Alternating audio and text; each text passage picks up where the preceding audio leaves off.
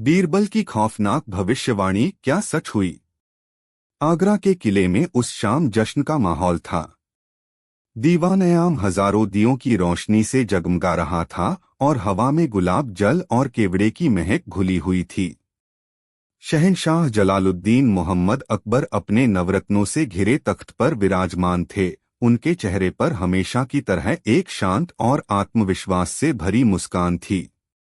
दक्कन पर हालिया विजय के उपलक्ष्य में यह जश्न मनाया जा रहा था और दूर दूर से राजा महाराजा, सूबेदार और कलाकार अपनी शुभकामनाएं और तोहफे लेकर हाजिर हुए थे।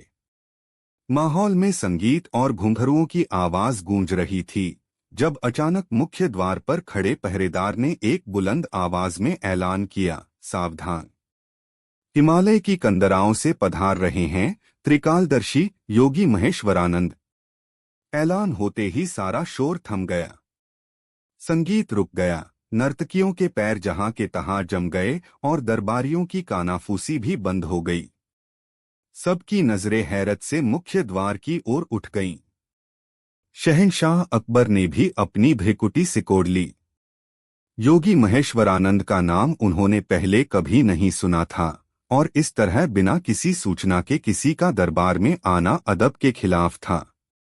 कुछ ही पलों में एक लंबी, जटाधारी आकृति ने दीवान-ए-आम में प्रवेश किया। योगी की उम्र का अंदाजा लगाना मुश्किल था। उनका शरीर तपस्या की अग्नि में तपकर कुंदन जैसा हो गया था। आंखों में एक अजीब सी गहराई और चमक थी जिसे देखकर कोई भी सहम जाए। उन्होंने गेरुआ वस्त्र धारण कर रखा था और उनके हाथ में एक लकड़ी का कमंडल था।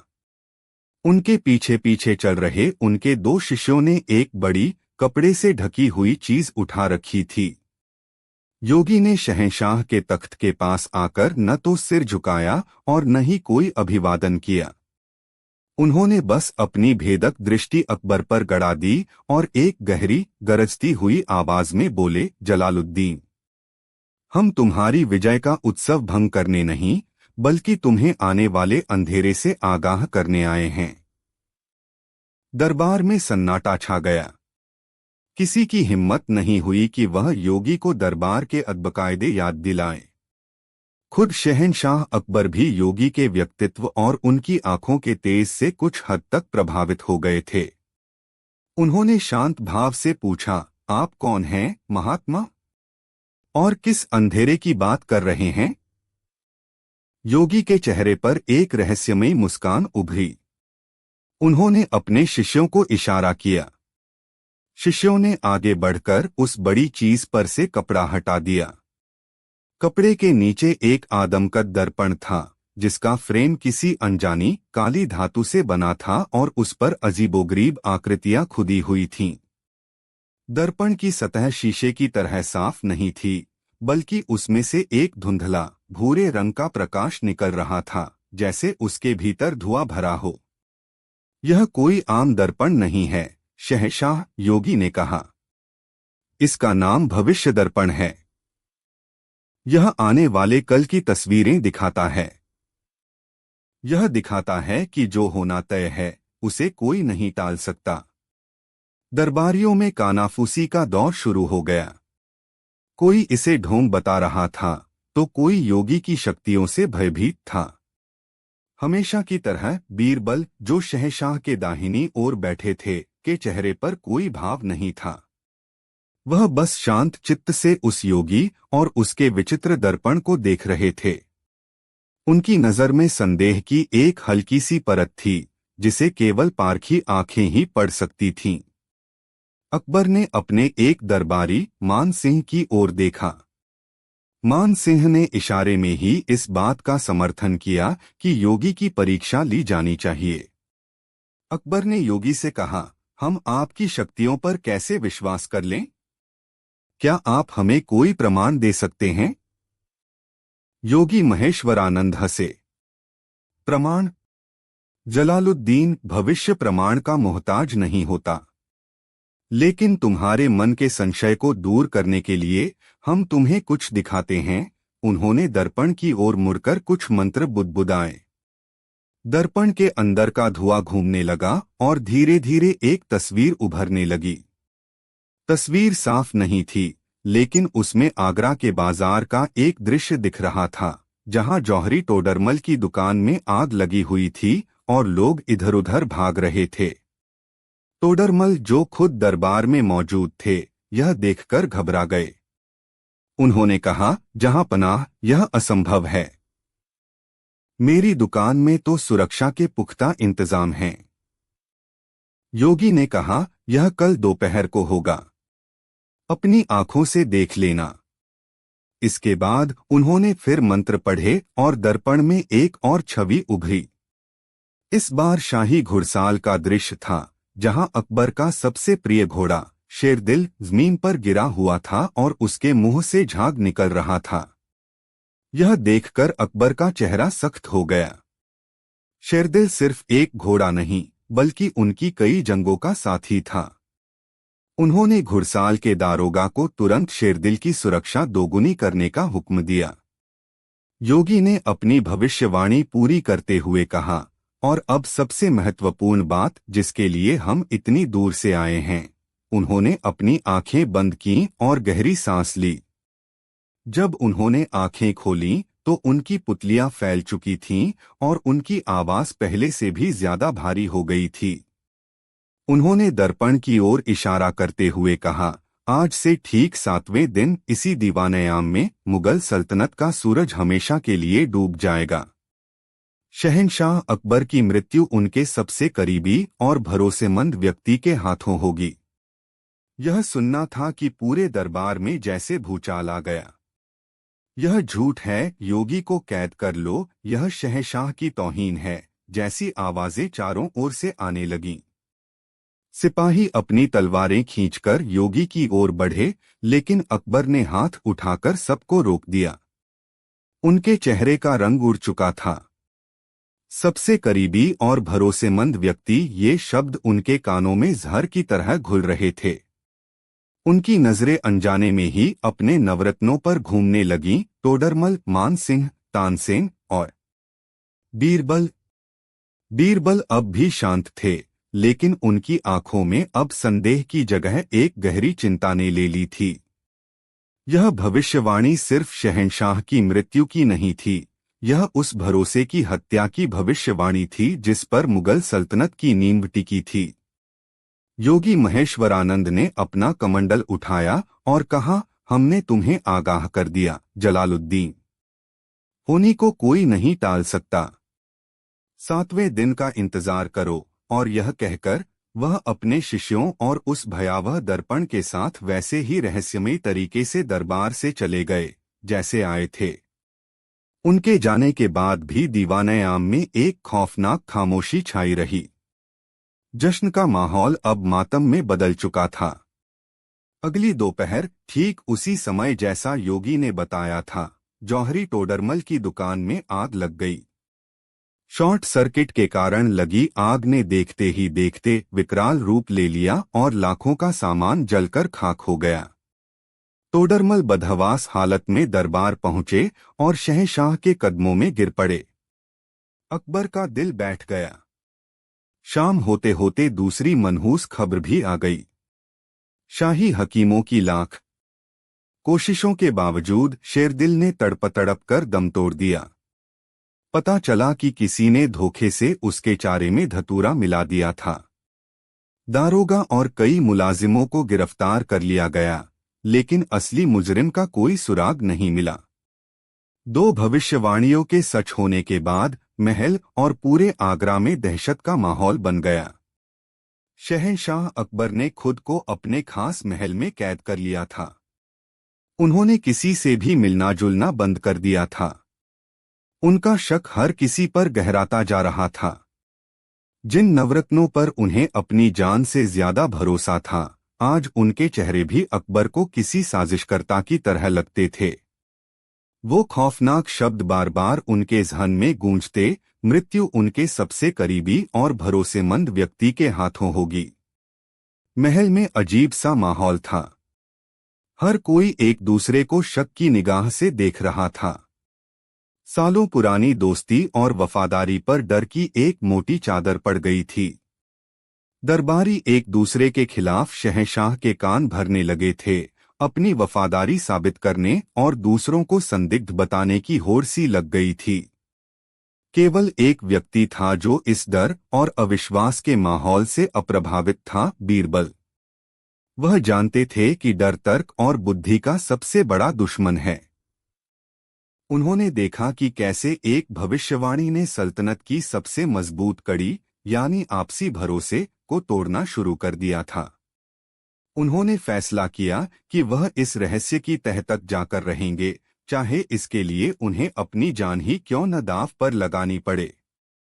बीरबल ने अपनी जांच की शुरुआत जौहरी टोडरमल की दुकान से की। उन्होंने जली हुई दुकान का मुआयना किया और वहां के लोगों से बात की। पहली नजर में यह एक हादसा ही लग रहा था, लेकिन बीरबल को एक छोटी सी बात खटकी।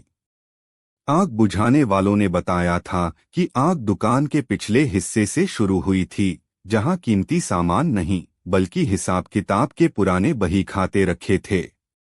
किसी को दुकान में आग लगानी ही होती तो वह तिजोरी वाले हिस्से को निशाना बनाता। इसके बाद बीरबल शाही घुड़साल पहुंचे। उन्होंने उस दाने की जांच की जो शेरदिल को खिलाया गया था। जैसा कि बताया गया था, उसमें धतूरा मिला हुआ था। बीरबल ने वहां के सभी कर्मचारियों से अकेले में पूछताछ की। घंटों की पूछताछ के बाद एक युवा साइस ने डरते डरते बताया कि उसने घटना वाली सुबह एक बाहरी व्यक्ति को घुड़साल के पास संदिग्ध हालत में घूमते देखा था। जब उसने उसे टोकने की कोशिश की तो उस व्यक्ति ने उसे सोने की एक मोहर देकर चुप करा दिया था। साइस ने उस व्यक्ति का जो हुलिया बताया वह बीरबल के दिमाग में बैठ गया।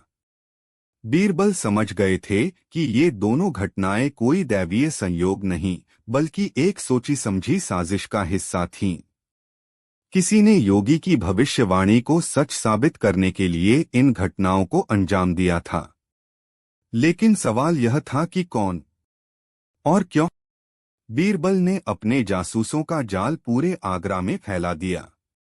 उन्होंने उन्हें योगी महेश्वरानंद और उसके शिष्यों के बारे में पता लगाने का हुक्म दिया।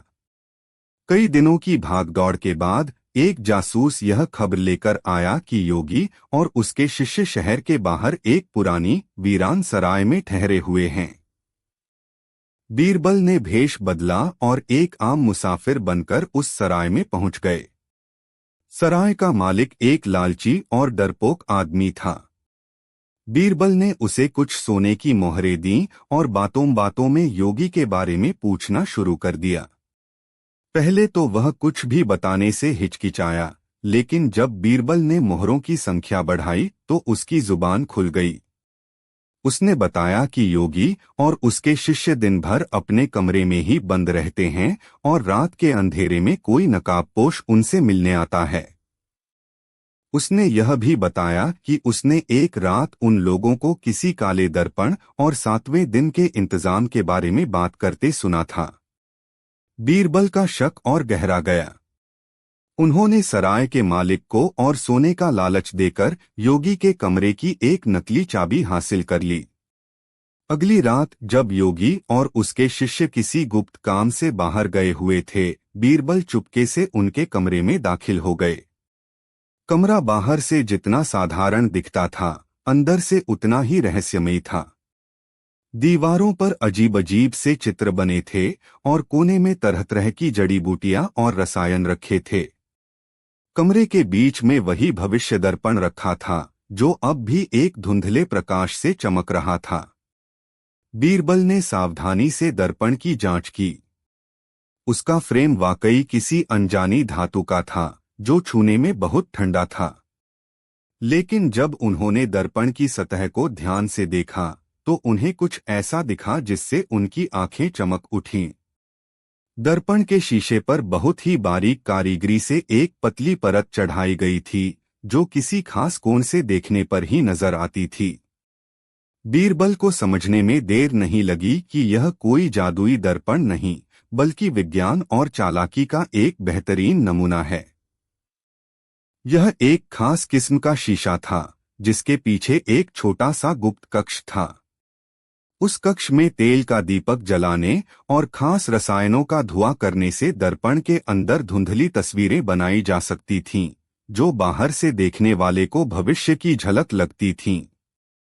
अब बीरबल को पूरी साजिश समझ में आने लगी थी। योगी महेश्वरानंद कोई सिद्ध पुरुष नहीं, बल्कि एक बहुरूपिया था, और उसका दर्पण एक धोखा। लेकिन इस धोखे के पीछे का असली चेहरा कौन था? वह कौन था जो शहंशाह को डराकर और सल्तनत में अविश्वास फैलाकर अपना मकसद पूरा करना चाहता था? बीरबल अभी यह सोच ही रहे थे कि उन्हें कमरे के कोने में रखे एक संदूक पर नजर पड़ी। उन्होंने उसे खोला। अंदर कुछ गेरुआ वस्त्र, नकली दाढ़ी मूछे और कुछ खत रखे थे। बीरबल ने एक खत उठाया और उसे पढ़ने लगे। खत की लिखावट देखकर बीरबल के पैरों तले जमीन खिसक गई। यह लिखावट किसी और की नहीं, बल्कि शहंशाह अकबर के बहनोई और एक बहुत ही शक्तिशाली सूबेदार शरीफुद्दीन की थी।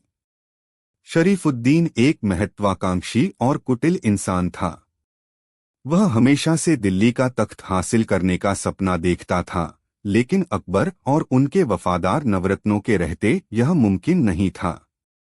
बीरबल अब सारी कड़ियां जोड़ सकते थे। शरीफुद्दीन ने ही योगी को भेजा था ताकि वह अपनी झूठी भविष्यवाणियों से शहंशाह के मन में डर और शक का बीज बो सके। पहली दो भविष्यवाणियों को सच साबित करने के लिए उसने ही टोडरमल की दुकान में आग लगवाई और शेरदिल को जहर दिलवाया। और अब उसकी अंतिम और सबसे खौफनाक चाल चलने का वक्त आ गया था, 7वें दिन शहंशाह अकबर की हत्या करना। लेकिन हत्या कौन करेगा? खत में साफ लिखा था, सबसे भरोसेमंद व्यक्ति शरीफुद्दीन जानता था कि अगर अकबर की मौत किसी बाहरी व्यक्ति के हाथों होती है तो शक सीधा उस पर जाएगा, लेकिन अगर मौत किसी अपने के हाथों हो तो सल्तनत में गृहयुद्ध छिड़ जाएगा और उसे इसका फायदा उठाने का मौका मिल जाएगा। उसने किसी ऐसे व्यक्ति को चुना था जिस पर कोई शक भी नहीं कर सकता था। बीरबल अभी खत पढ़ ही रहे थे कि बाहर किसी के आने की आहट हुई। वह तुरंत एक बड़े से पर्दे के पीछे छिप गए। योगी और उसके शिष्य कमरे में दाखिल हुए। उनके साथ एक और नकाबपोश व्यक्ति था। काम हो गया? योगी ने नकाबपोश से पूछा। हाँ, नकाबपोश ने जवाब दिया। उसकी आवाज कुछ जानी पहचानी लग रही थी। कल शाम जब शहंशाह अपनी निजी इबादतगाह में होंगे तब मैं अपना काम कर दूंगा। जहर उनके पीने के पानी में मिला दिया जाएगा, किसी को पता भी नहीं चलेगा। योगी हंसा। और इल्जाम किस पर आएगा? नकाबपोश बोला, इल्जाम के लिए सबसे सही व्यक्ति बीरबल है। शहंशाह आजकल उससे भी खिंचे खिंचे रहते हैं। जैसे ही शहंशाह की मौत होगी, शरीफुद्दीन अपनी सेना के साथ आगरा में दाखिल हो जाएगा और ऐलान कर देगा कि बीरबल ने तख्त के लालच में शहंशाह को मार दिया। कोई उसकी बात पर शक नहीं करेगा। यह सुनकर पर्दे के पीछे छिपे बीरबल का खून खौल उठा। साजिश उनकी सोच से भी ज्यादा गहरी और खतरनाक थी। उन्होंने उस नकाबपोश की आवाज पहचानने की कोशिश की, और तभी नकाबपोश ने अपना नकाब उतारा। उसका चेहरा देखकर बीरबल सन्न रह गए। वह शाही हकीम अब्दुल था। वही हकीम जिस पर शहंशाह अपनी सेहत के लिए सबसे ज्यादा भरोसा करते थे। वही व्यक्ति जो हर रोज शहंशाह के खाने पीने की चीजों की जांच करता था। उससे ज्यादा करीबी और भरोसेमंद व्यक्ति और कौन हो सकता था? अब बीरबल के पास सोचने का वक्त नहीं था। 7वां दिन कल ही था। उन्हें किसी भी कीमत पर इस साजिश को बेनकाब करना था और शहंशाह की जान बचानी थी। रात के अंधेरे में बीरबल महल वापस लौटे। वह सीधा शहंशाह के कक्ष में नहीं गए, क्योंकि वह जानते थे कि वहां के पहरेदार भी शरीफुद्दीन के हो सकते हैं। उन्होंने अपने कुछ सबसे वफादार सिपाहियों को इकट्ठा किया और उन्हें सारी योजना समझाई। 7वें दिन की सुबह आगरा पर एक अजीब सी उदासी लेकर आई। आसमान में काले बादल छाए हुए थे और हवा में एक अनजाना सा खौफ था। शहंशाह अकबर पूरी रात सो नहीं पाए थे। वह अपनी नीति का इंतजार कर रहे थे। उन्होंने अपने सभी नवरत्नों को दरबार में हाजिर होने का हुक्म दिया, सिवाय बीरबल के। उनका मन बीरबल को लेकर सबसे ज्यादा आशंकित था। बीरबल की बुद्धिमत्ता ही उसकी सबसे बड़ी ताकत थी और अकबर को डर था कि कहीं तख्त का लालच उसकी बुद्धि को भ्रष्ट न कर दे। शाम ढलने लगी। शहंशाह अपनी निजी इबादतगाह में जाने के लिए तैयार हुए। उनके चेहरे पर एक अजीब सा सूनापन था। उन्होंने अपने नवरत्नों की ओर देखा और एक फीकी मुस्कान के साथ कहा, शायद यह हमारी आखिरी मुलाकात हो। अगर हम न रहें तो सल्तनत को संभालना। जैसे ही अकबर इबादतगाह की ओर बढ़े, शाही हकीम अब्दुल पानी का एक जग लेकर उनके पीछे चला।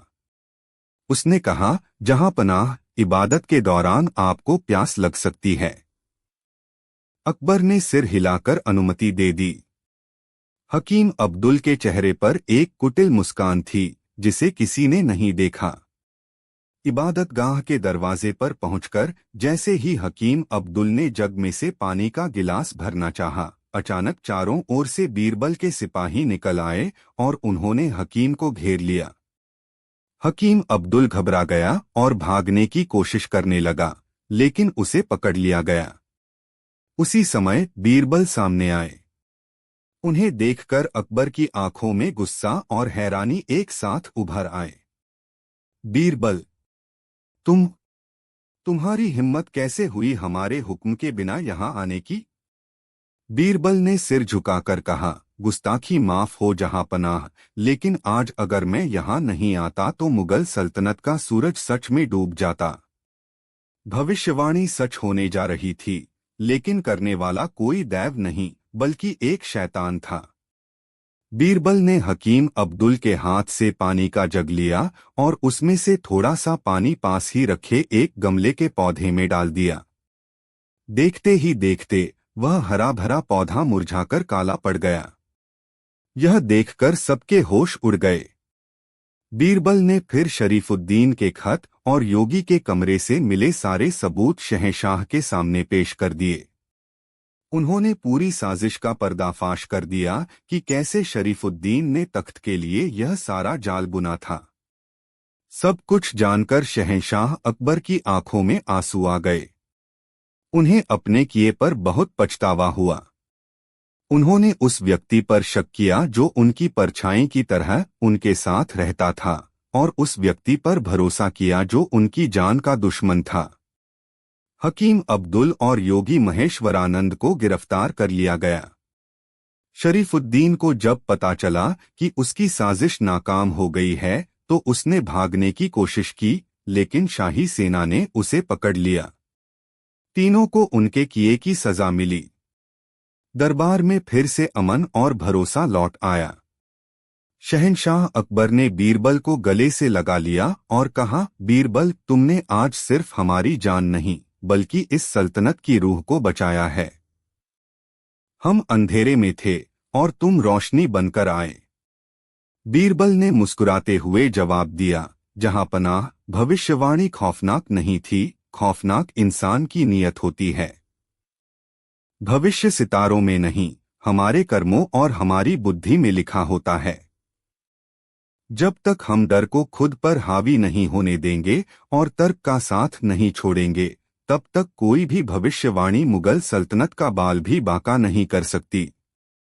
इस तरह बीरबल की खौफनाक भविष्यवाणी सच नहीं हुई, बल्कि बीरबल की बुद्धिमानी ने एक ऐसी सच्चाई को उजागर किया जो किसी भी भविष्यवाणी से ज्यादा खौफनाक थी।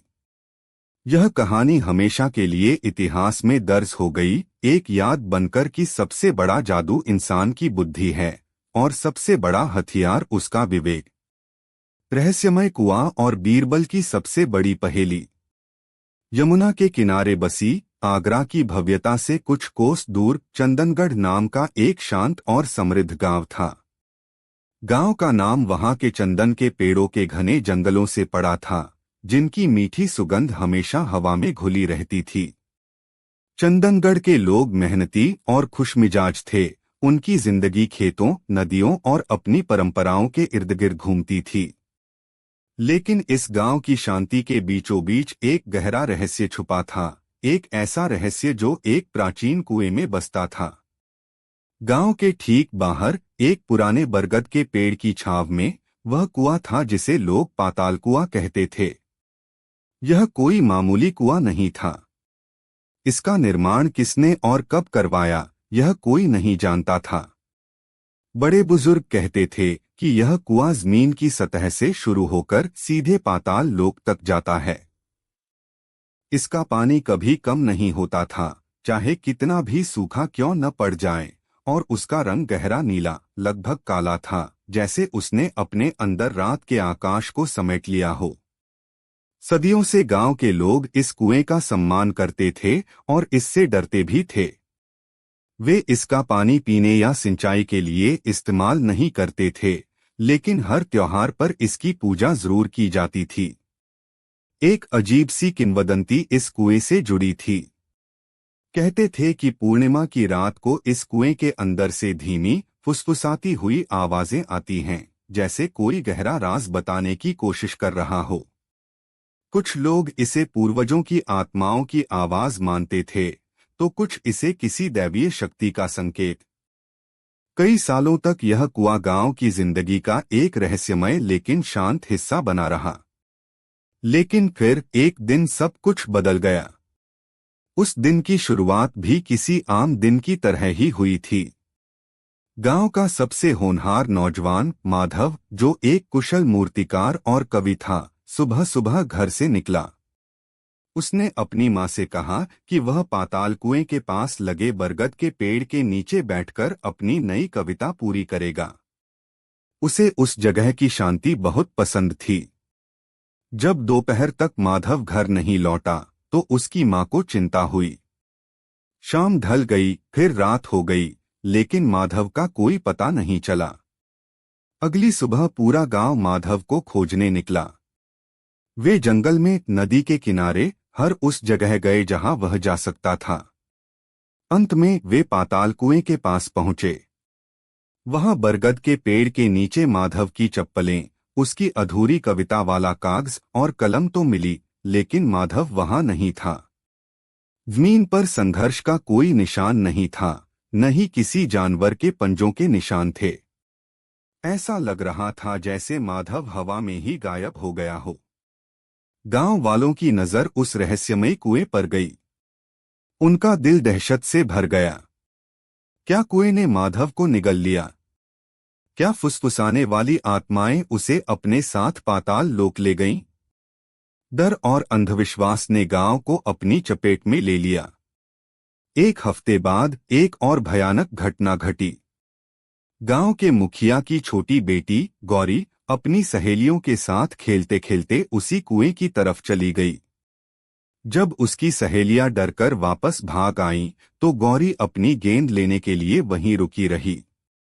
वह फिर कभी नहीं लौटी।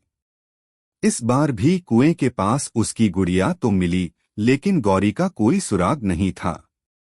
अब चंदनगढ़ में खौफ का राज था।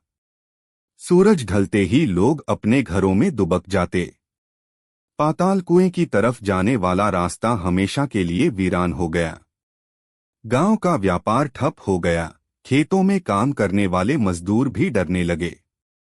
यह खबर धीरे धीरे फैलती हुई आगरा शहंशाह जलालुद्दीन मोहम्मद अकबर के कानों तक पहुंची।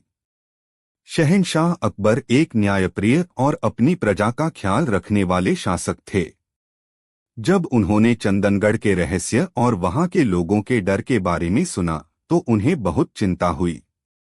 उन्होंने अपने सबसे बहादुर सेनापति खान जमान को 100 सैनिकों की एक टुकड़ी के साथ चंदनगढ़ भेजा। हुक्म था कि कुएं के रहस्य का पता लगाया जाए और अगर कोई अपराधी है तो उसे पकड़कर आगरा लाया जाए। खान जमान अपनी पूरी शानो शौकत के साथ चंदनगढ़ पहुंचा। उसने गांव वालों के डर को अंधविश्वास कहकर खारिज कर दिया। उसने ऐलान किया कि वह खुद उस कुएं में उतरेगा और देखेगा कि आखिर माजरा क्या है। एक मोटी रस्सी और एक मशाल लेकर खान जमान के 3 सबसे बहादुर सिपाही कुएं में उतरने लगे। पूरा गांव सांस रोके देख रहा था।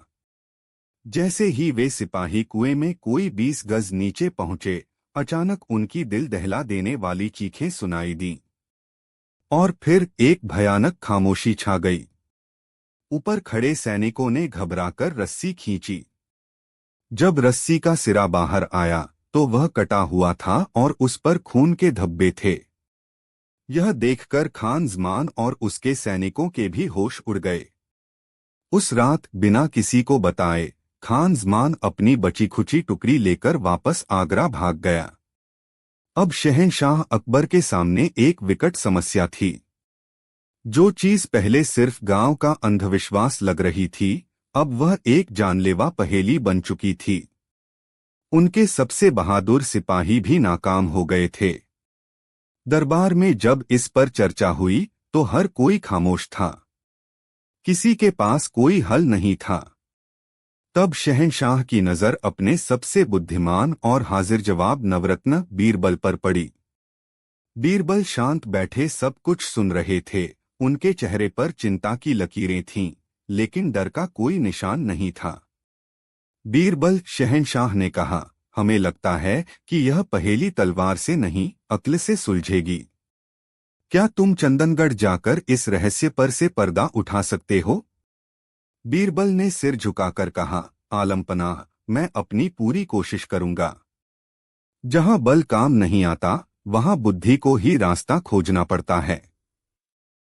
मुझे बस कुछ दिनों की मोहलत और अपनी पसंद के कुछ लोगों को साथ ले जाने की इजाजत चाहिए। इजाजत मिल गई।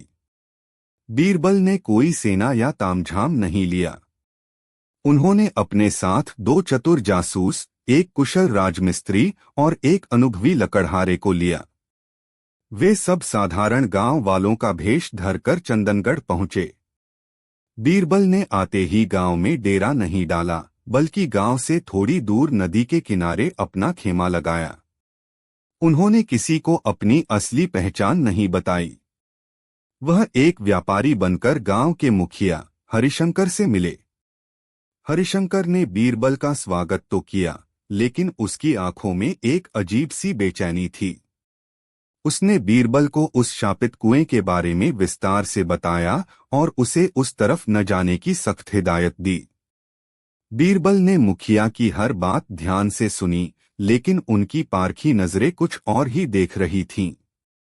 उन्होंने देखा कि चंदनगढ़ गांव अपनी चंदन की लकड़ी के लिए मशहूर था, लेकिन गांव में समृद्धि कुछ चुनिंदा घरों में ही सिमटी हुई थी, खासकर मुखिया हरिशंकर के घर में। अगले कुछ दिन बीरबल और उनके साथियों ने गांव में घूम घूम कर लोगों से बात की। उन्होंने माधव और गौरी के परिवारों से मिलकर उनके बारे में हर छोटी बड़ी जानकारी इकट्ठा की। बीरबल ने उस कुएं को भी दूर से कई बार देखा। उन्होंने उसके आसपास की जमीन, बरगद के पेड़ और हवा के रुख का भी मुआयना किया। बीरबल को कुछ बातें बड़ी अजीब लगीं। पहला, कुएं के पास किसी भी तरह के संघर्ष के निशान क्यों नहीं थे? अगर कोई जानवर हमला करता तो जमीन पर खून या घिसटने के निशान जरूर होते। दूसरा, सैनिकों की रस्सी ठीक एक ही जगह से क्यों कटी, जैसे उसे किसी धारदार चीज से काटा गया हो। तीसरा, पूर्णिमा की रात को ही फुसफुसाहट क्यों सुनाई देती थी। बीरबल ने अपने राजमिस्त्री को कुएं के निर्माण की शैली और पत्थरों की बनावट की जांच करने का काम सौंपा। राजमिस्त्री ने दूर से ही देखकर बताया कि कुएं के बाहरी पत्थर तो सदियों पुराने लगते हैं, लेकिन मुंह के पास के कुछ पत्थर हाल ही में लगाए गए लगते हैं, और उनकी जुड़ाई का तरीका भी बाकी कुएं से अलग है। यह एक बहुत बड़ा सुराग था। अब बीरबल ने अपनी योजना बनाई। उन्होंने पूर्णिमा की रात का इंतजार किया। उस रात जब पूरा गांव डर के मारे अपने घरों में बंद था, बीरबल अपनी टीम के साथ उस कुएं के पास पहुंचे। जैसा कि लोगों ने बताया था, कुएं के अंदर से एक अजीब सरसराती हुई आवाज आ रही थी। बीरबल ने अपने कान कुएं की दीवार से लगाए। आवाज अंदर से तो आ रही थी, लेकिन वह पानी से नहीं बल्कि पत्थरों के बीच से आती महसूस हो रही थी। उन्होंने अपने लकड़हारे को बरगद के पेड़ पर चढ़कर कुएं के अंदर नजर रखने को कहा। फिर बीरबल ने एक तरकीब सोची। उन्होंने एक बड़ी सी बोरी में भूसा भरा और उसे इंसान का आकार दिया। उसके गले में उन्होंने छोटी छोटी घंटियां बांध दीं। फिर एक बहुत लंबी और मजबूत रस्सी के सहारे उस बोरी को धीरे धीरे कुएं में उतारना शुरू किया।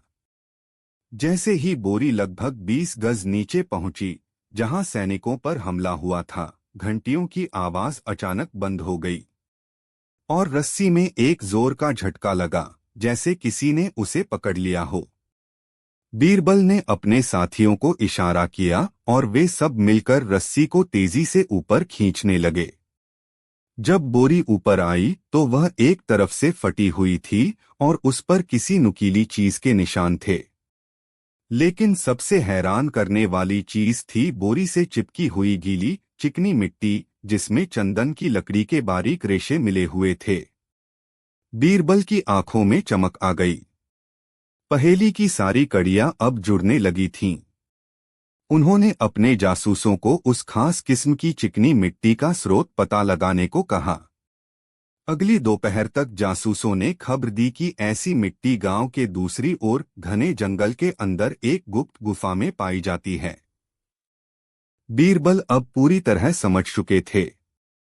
यह कुआं कोई पाताल कुआं नहीं था, बल्कि एक धोखा था। यह एक चोर दरवाजा था। बीरबल सीधा शहंशाह अकबर के पास पहुंचे और उन्हें अपनी पूरी योजना बताई। शहंशाह बीरबल की बुद्धिमत्ता से हैरान थे।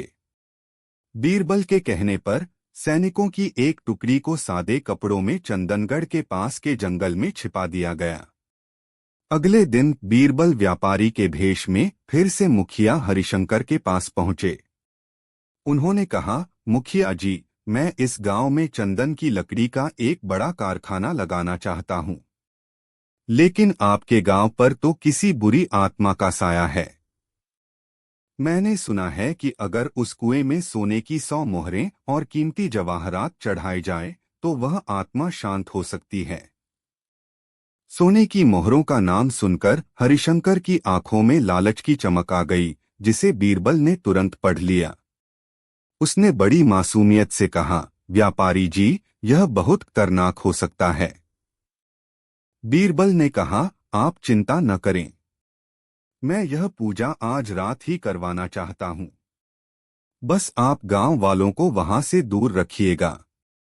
मुखिया तुरंत राजी हो गया। उसे लगा कि एक ही रात में उसे मोहरें भी मिल जाएंगी और यह व्यापारी भी हमेशा के लिए गायब हो जाएगा। उस रात बीरबल एक संदूक लेकर कुएं के पास पहुंचे। मुखिया और उसके कुछ हथियारबंद आदमी पेड़ों के पीछे छिपे यह सब देख रहे थे। बीरबल ने संदूक को एक रस्सी से बांधा और उसे कुएं में उतारना शुरू कर दिया। जैसे ही संदूक 20 गज नीचे पहुंचा, रस्सी में फिर वही झटका लगा। बीरबल ने तुरंत एक खास सीटी बजाई, जो जंगल में छिपे सैनिकों के लिए इशारा था। उधर कुएं के अंदर एक गुप्त दरवाजा खुला था। मुखिया के 2 आदमी उस संदूक को अंदर खींचने की कोशिश कर रहे थे। उन्हें लगा कि आज उनके हाथ बड़ा खजाना लगा है। लेकिन जैसे ही उन्होंने संदूक को अपनी सुरंग में खींचा, संदूक का ढक्कन खुला और उसमें से मोहरों की जगह शहंशाह अकबर के 3 हथियारबंद सैनिक बाहर निकले। मुखिया के आदमी कुछ समझ पाते इससे पहले ही उन्हें कैद कर लिया गया। सैनिकों ने देखा कि कुएं की दीवार में 20 गज की गहराई पर एक बड़ा गुप्त दरवाजा था, जो एक लंबी सुरंग में खुलता था। यह सुरंग सीधे जंगल की उस गुफा तक जाती थी, जहां चंदन की चोरी की लकड़ी का विशाल भंडार छुपाया गया था।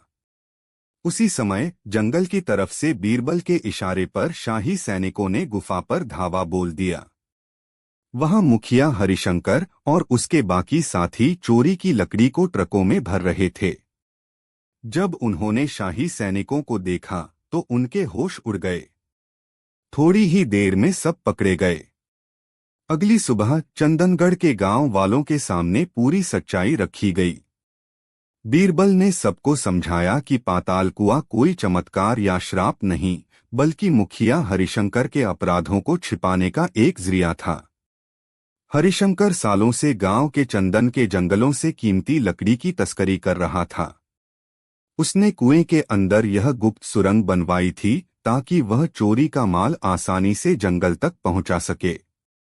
कुएं से आने वाली फुसफुसाहट की आवाज हवा के सुरंग से गुजरने के कारण पैदा होती थी, जो पूर्णिमा के आसपास हवा के विशेष दबाव के कारण तेज हो जाती थी। माधव और गौरी की मौत इसलिए हुई क्योंकि वे गलती से उस कुएं के बहुत पास चले गए थे और उन्होंने मुखिया या उसके आदमियों को सुरंग का दरवाजा खोलते या बंद करते देख लिया था। राज खुलने के डर से मुखिया ने उन्हें पकड़कर मार दिया और उनकी लाशों को कहीं और ठिकाने लगा दिया, ताकि लोगों को लगे कि उन्हें कुएं ने निगल लिया है।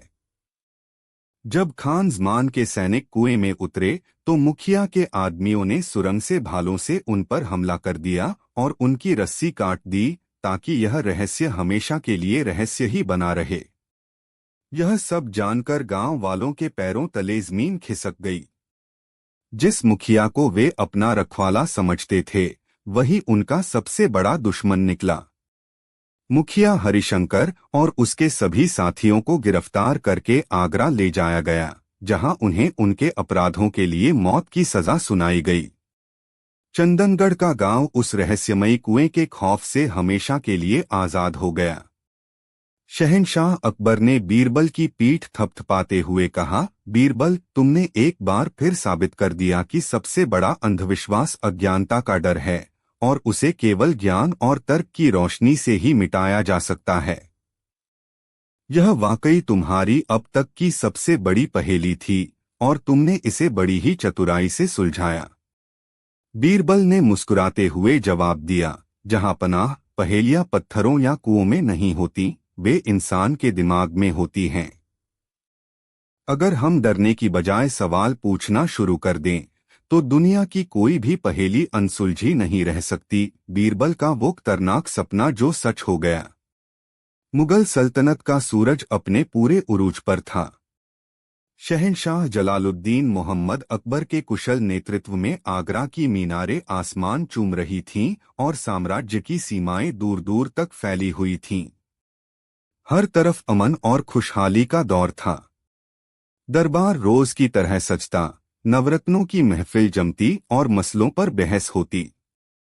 लेकिन पिछले कुछ दिनों से इस रौनक के बीच एक साया सा मंडरा रहा था, एक ऐसी बेचैनी जो किसी को नजर नहीं आ रही थी, सिवाय एक व्यक्ति के, बीरबल। बीरबल, जो अपनी हाजिर जवाबी और बुद्धिमानी के लिए जाने जाते थे, आजकल कुछ खोए खोए से रहते थे। उनके चेहरे की वो जानी पहचानी मुस्कान गायब थी और उनकी आंखें, जो हमेशा शरारत और ज्ञान से चमकती थीं, उनमें एक गहरी चिंता की परछाई थी। शहंशाह अकबर ने भी यह बदलाव महसूस किया, लेकिन जब भी वह पूछते, बीरबल बात को टाल देते और कहते, कुछ नहीं जहांपनाह, बस मौसम का असर है। लेकिन यह मौसम का असर नहीं था। यह उस खौफनाक सपने का असर था जो बीरबल को पिछले 3 रातों से लगातार आ रहा था। सपने की शुरुआत हमेशा एक ही तरह से होती। वह खुद को दीवाने खास के संगमरमरी फर्श पर खड़ा पाते। चारों तरफ खामोशी होती, एक ऐसी खामोशी जो किसी आने वाले तूफान का संकेत दे रही थी। शहंशाह अकबर अपने तख्त पर विराजमान होते, लेकिन उनके चेहरे पर एक अजीब सी उदासी होती। उनके सामने जमीन पर मुगल सल्तनत का प्रतीक, एक शानदार सफेद हाथी, जीरो से जकड़ा हुआ दर्द से कराह रहा होता।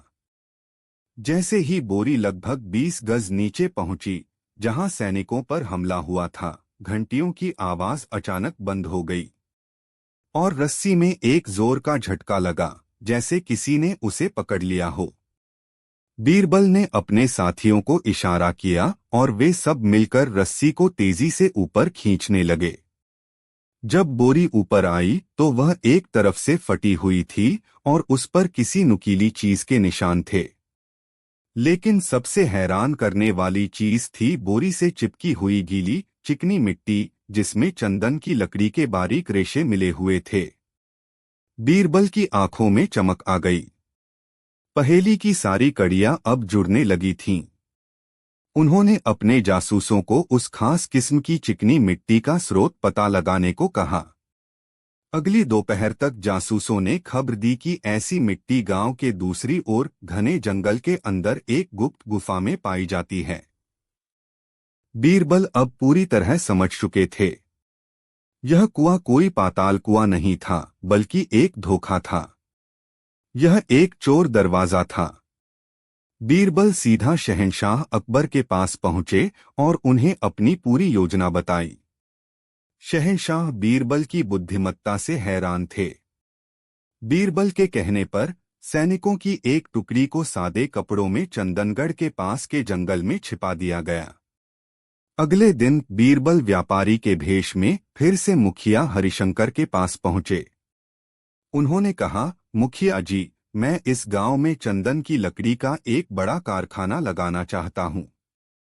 लेकिन आपके गांव पर तो किसी बुरी आत्मा का साया है। मैंने सुना है कि अगर उस कुएं में सोने की 100 मोहरें और कीमती जवाहरात चढ़ाए जाए तो वह आत्मा शांत हो सकती है। सोने की मोहरों का नाम सुनकर हरिशंकर की आंखों में लालच की चमक आ गई, जिसे बीरबल ने तुरंत पढ़ लिया।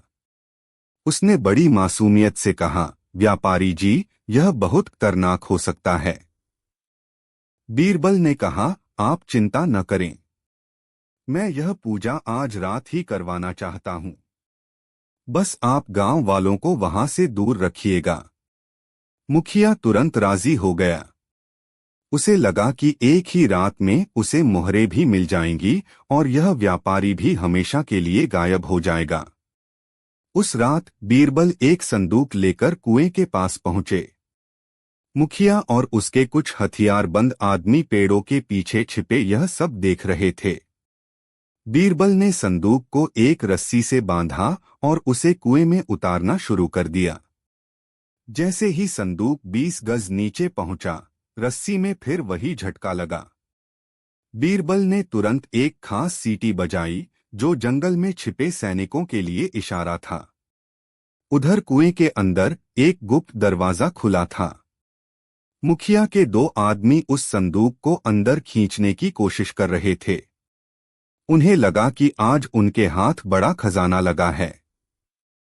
लेकिन जैसे ही उन्होंने संदूक को अपनी सुरंग में खींचा, संदूक का ढक्कन खुला और उसमें से मोहरों की जगह शहंशाह अकबर के 3 हथियारबंद सैनिक बाहर निकले।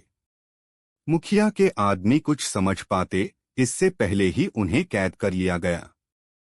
सैनिकों ने देखा कि कुएं की दीवार में 20 गज की गहराई पर एक बड़ा गुप्त दरवाजा था, जो एक लंबी सुरंग में खुलता था। यह सुरंग सीधे जंगल की उस गुफा तक जाती थी, जहां चंदन की चोरी की लकड़ी का विशाल भंडार छुपाया गया था। उसी समय जंगल की तरफ से बीरबल के इशारे पर शाही सैनिकों ने गुफा पर धावा बोल दिया। वहां मुखिया हरिशंकर और उसके बाकी साथी चोरी की लकड़ी को ट्रकों में भर रहे थे। जब उन्होंने शाही सैनिकों को देखा तो उनके होश उड़ गए। थोड़ी ही देर में सब पकड़े गए। अगली सुबह चंदनगढ़ के गांव वालों के सामने पूरी सच्चाई रखी गई। बीरबल ने सबको समझाया कि पाताल कुआं कोई चमत्कार या श्राप नहीं, बल्कि मुखिया हरिशंकर के अपराधों को छिपाने का एक जरिया था। हरिशंकर सालों से गांव के चंदन के जंगलों से कीमती लकड़ी की तस्करी कर रहा था। उसने कुएं के अंदर यह गुप्त सुरंग बनवाई थी ताकि वह चोरी का माल आसानी से जंगल तक पहुंचा सके। कुएं से आने वाली फुसफुसाहट की आवाज हवा के सुरंग से गुजरने के कारण पैदा होती थी, जो पूर्णिमा के आसपास हवा के विशेष दबाव के कारण तेज हो जाती थी। माधव और गौरी की मौत इसलिए हुई क्योंकि वे गलती से उस कुएं के बहुत पास चले गए थे और उन्होंने मुखिया या उसके आदमियों को सुरंग का दरवाजा खोलते या बंद करते देख लिया था।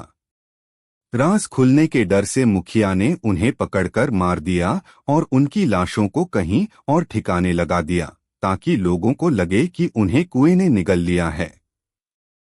जब खान जमान के सैनिक कुएं में उतरे तो मुखिया के आदमियों ने सुरंग से भालों से उन पर हमला कर दिया और उनकी रस्सी काट दी ताकि यह रहस्य हमेशा के लिए रहस्य ही बना रहे।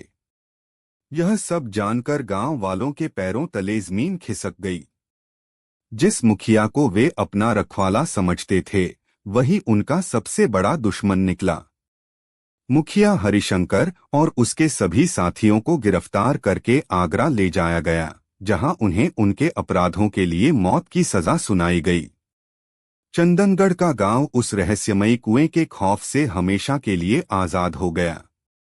शहंशाह अकबर ने बीरबल की पीठ थपथपाते हुए कहा, बीरबल, तुमने एक बार फिर साबित कर दिया कि सबसे बड़ा अंधविश्वास अज्ञानता का डर है और उसे केवल ज्ञान और तर्क की रोशनी से ही मिटाया जा सकता है। यह वाकई तुम्हारी अब तक की सबसे बड़ी पहेली थी और तुमने इसे बड़ी ही चतुराई से सुलझाया। बीरबल ने मुस्कुराते हुए जवाब दिया, जहां पनाह, पहेलियां पत्थरों या कुओं में नहीं होती, वे इंसान के दिमाग में होती हैं। अगर हम डरने की बजाय सवाल पूछना शुरू कर दें तो दुनिया की कोई भी पहेली अनसुलझी नहीं रह सकती। बीरबल का वो खतरनाक सपना जो सच हो गया। मुगल सल्तनत का सूरज अपने पूरे उरूज पर था। शहंशाह जलालुद्दीन मोहम्मद अकबर के कुशल नेतृत्व में आगरा की मीनारें आसमान चूम रही थीं और साम्राज्य की सीमाएं दूर दूर तक फैली हुई थीं। हर तरफ अमन और खुशहाली का दौर था। दरबार रोज की तरह सजता, नवरत्नों की महफिल जमती और मसलों पर बहस होती। लेकिन पिछले कुछ दिनों से इस रौनक के बीच एक साया सा मंडरा रहा था, एक ऐसी बेचैनी जो किसी को नजर नहीं आ रही थी सिवाय एक व्यक्ति के, बीरबल। बीरबल, जो अपनी हाजिर जवाबी और बुद्धिमानी के लिए जाने जाते थे, आजकल कुछ खोए खोए से रहते थे। उनके चेहरे की वो जानी पहचानी मुस्कान गायब थी और उनकी आंखें, जो हमेशा शरारत और ज्ञान से चमकती थीं, उनमें एक गहरी चिंता की परछाई थी। शहंशाह अकबर ने भी यह बदलाव महसूस किया, लेकिन जब भी वह पूछते, बीरबल बात को टाल देते और कहते, कुछ नहीं जहांपनाह, बस मौसम का असर है। लेकिन यह मौसम का असर नहीं था। यह उस खौफनाक सपने का असर था जो बीरबल को पिछले 3 रातों से लगातार आ रहा था। सपने की शुरुआत हमेशा एक ही तरह से होती। वह खुद को दीवाने खास के संगमरमरी फर्श पर खड़ा पाते। चारों तरफ खामोशी होती, एक ऐसी खामोशी जो किसी आने वाले तूफान का संकेत दे रही थी। शहंशाह अकबर अपने तख्त पर विराजमान होते, लेकिन उनके चेहरे पर एक अजीब सी उदासी होती। उनके सामने जमीन पर मुगल सल्तनत का प्रतीक, एक शानदार सफेद हाथी, जीरो से जकड़ा हुआ दर्द से कराह रहा होता। और फिर अंधेरे कोनों से एक एक करके जहरीले काले सांप निकलते। उनकी फुफकार से दीवाने खास की हवा में जहर घुल जाता। वे सांप हाथी की ओर बढ़ते और उसे डंसना शुरू कर देते। हाथी चिंघाड़ता, तड़पता, लेकिन जीरो में जकड़ा होने के कारण कुछ कर नहीं पाता। बीरबल यह सब देखते। वह शहंशाह को आगाह करने के लिए चिल्लाना चाहते, लेकिन उनकी आवाज गले में ही घुट जाती। ऐसा लगता जैसे वह किसी शीशे की दीवार के पीछे कैद हों, जो सब देख तो सकते हैं पर कुछ कर नहीं सकते। सपने का सबसे भयानक हिस्सा आखिर में आता। जब हाथी अपनी आखिरी सांसें गिन रहा होता, तब तख्त के पास रखे एक खूबसूरत कमल के फूल में से एक बिच्छू निकलता। वह बिच्छू धीरे धीरे रेंगता हुआ शहंशाह के हाथ की ओर बढ़ता। और ठीक तभी बीरबल की आंख खुल जाती। उनका पूरा शरीर पसीने से भीगा होता और दिल जोर जोर से धड़क रहा होता। लगातार 3 रात एक ही सपना देखने के बाद बीरबल समझ गए कि यह कोई मामूली सपना नहीं है। यह एक चेतावनी है, एक इशारा है। उनकी अंतरात्मा उन्हें बता रही थी कि सल्तनत और शहंशाह दोनों ही किसी बड़े खतरे में हैं। अगली सुबह बीरबल ने फैसला किया कि वह अब चुप नहीं रहेंगे। वह दरबार में पहुंचे। उस दिन का माहौल कुछ ज्यादा ही खुशनुमा था। शहंशाह के जन्मदिन जश्न सालगिरह की तैयारियां जोरों पर थीं और दूर दूर से सूबेदार और राजा महाराजा अपने तोहफे लेकर हाजिर हो रहे थे। जब बीरबल को बोलने का मौका मिला तो उन्होंने शहंशाह से अकेले में बात करने की इजाजत मांगी। दीवाने खास में जब सिर्फ वे दोनों थे, बीरबल ने अपना सपना अक्षरशः बयान कर दिया। शहंशाह अकबर ने पूरा सपना बड़े ध्यान से सुना। वह बीरबल की बुद्धि का ही नहीं, उनकी वफादारी का भी बहुत सम्मान करते थे। लेकिन एक सपने के आधार पर किसी नतीजे पर पहुंचना उनकी तर्कसंगत सोच के खिलाफ था। उन्होंने मुस्कुराते हुए कहा, बीरबल, हम जानते हैं कि तुम सल्तनत की कितनी फिक्र करते हो, लेकिन यह महज एक बुरा सपना है। तुम्हारे दिमाग का वहम है। जाओ आराम करो। जश्न की तैयारियों में हाथ बंटाओ, मन बहल जाएगा। बीरबल ने सिर झुका लिया। वह जानते थे कि शहंशाह को यकीन दिलाना आसान नहीं होगा। उन्होंने कहा, जहां पनाह, मैं भी यही मानना चाहता हूं कि यह मेरे दिमाग का वहम है, लेकिन मेरा दिल कहता है कि हमें सचेत रहने की जरूरत है। सपने अक्सर हमारे मन में चल रही उन बातों का आईना होते हैं जिन्हें हम जागते हुए देख नहीं पाते। शहंशाह ने उन्हें तसल्ली दी, लेकिन बीरबल का मन शांत नहीं हुआ। उन्होंने तय कर लिया कि अगर शहंशाह इसे गंभीरता से नहीं ले रहे हैं तो वह खुद इस सपने के पीछे छिपे सच को खोज निकालेंगे। उन्होंने अपने दिमाग के घोड़े दौड़ाने शुरू किए। सपने का हर प्रतीक एक पहेली थी। सफेद हाथी, वह यकीनन मुगल सल्तनत की शान और शक्ति का प्रतीक था। जंजीरें, इसका मतलब था कि सल्तनत किसी अंदरूनी कमजोरी या साजिश से जकड़ी हुई है। जहरीले सांप, वे कौन हो सकते थे?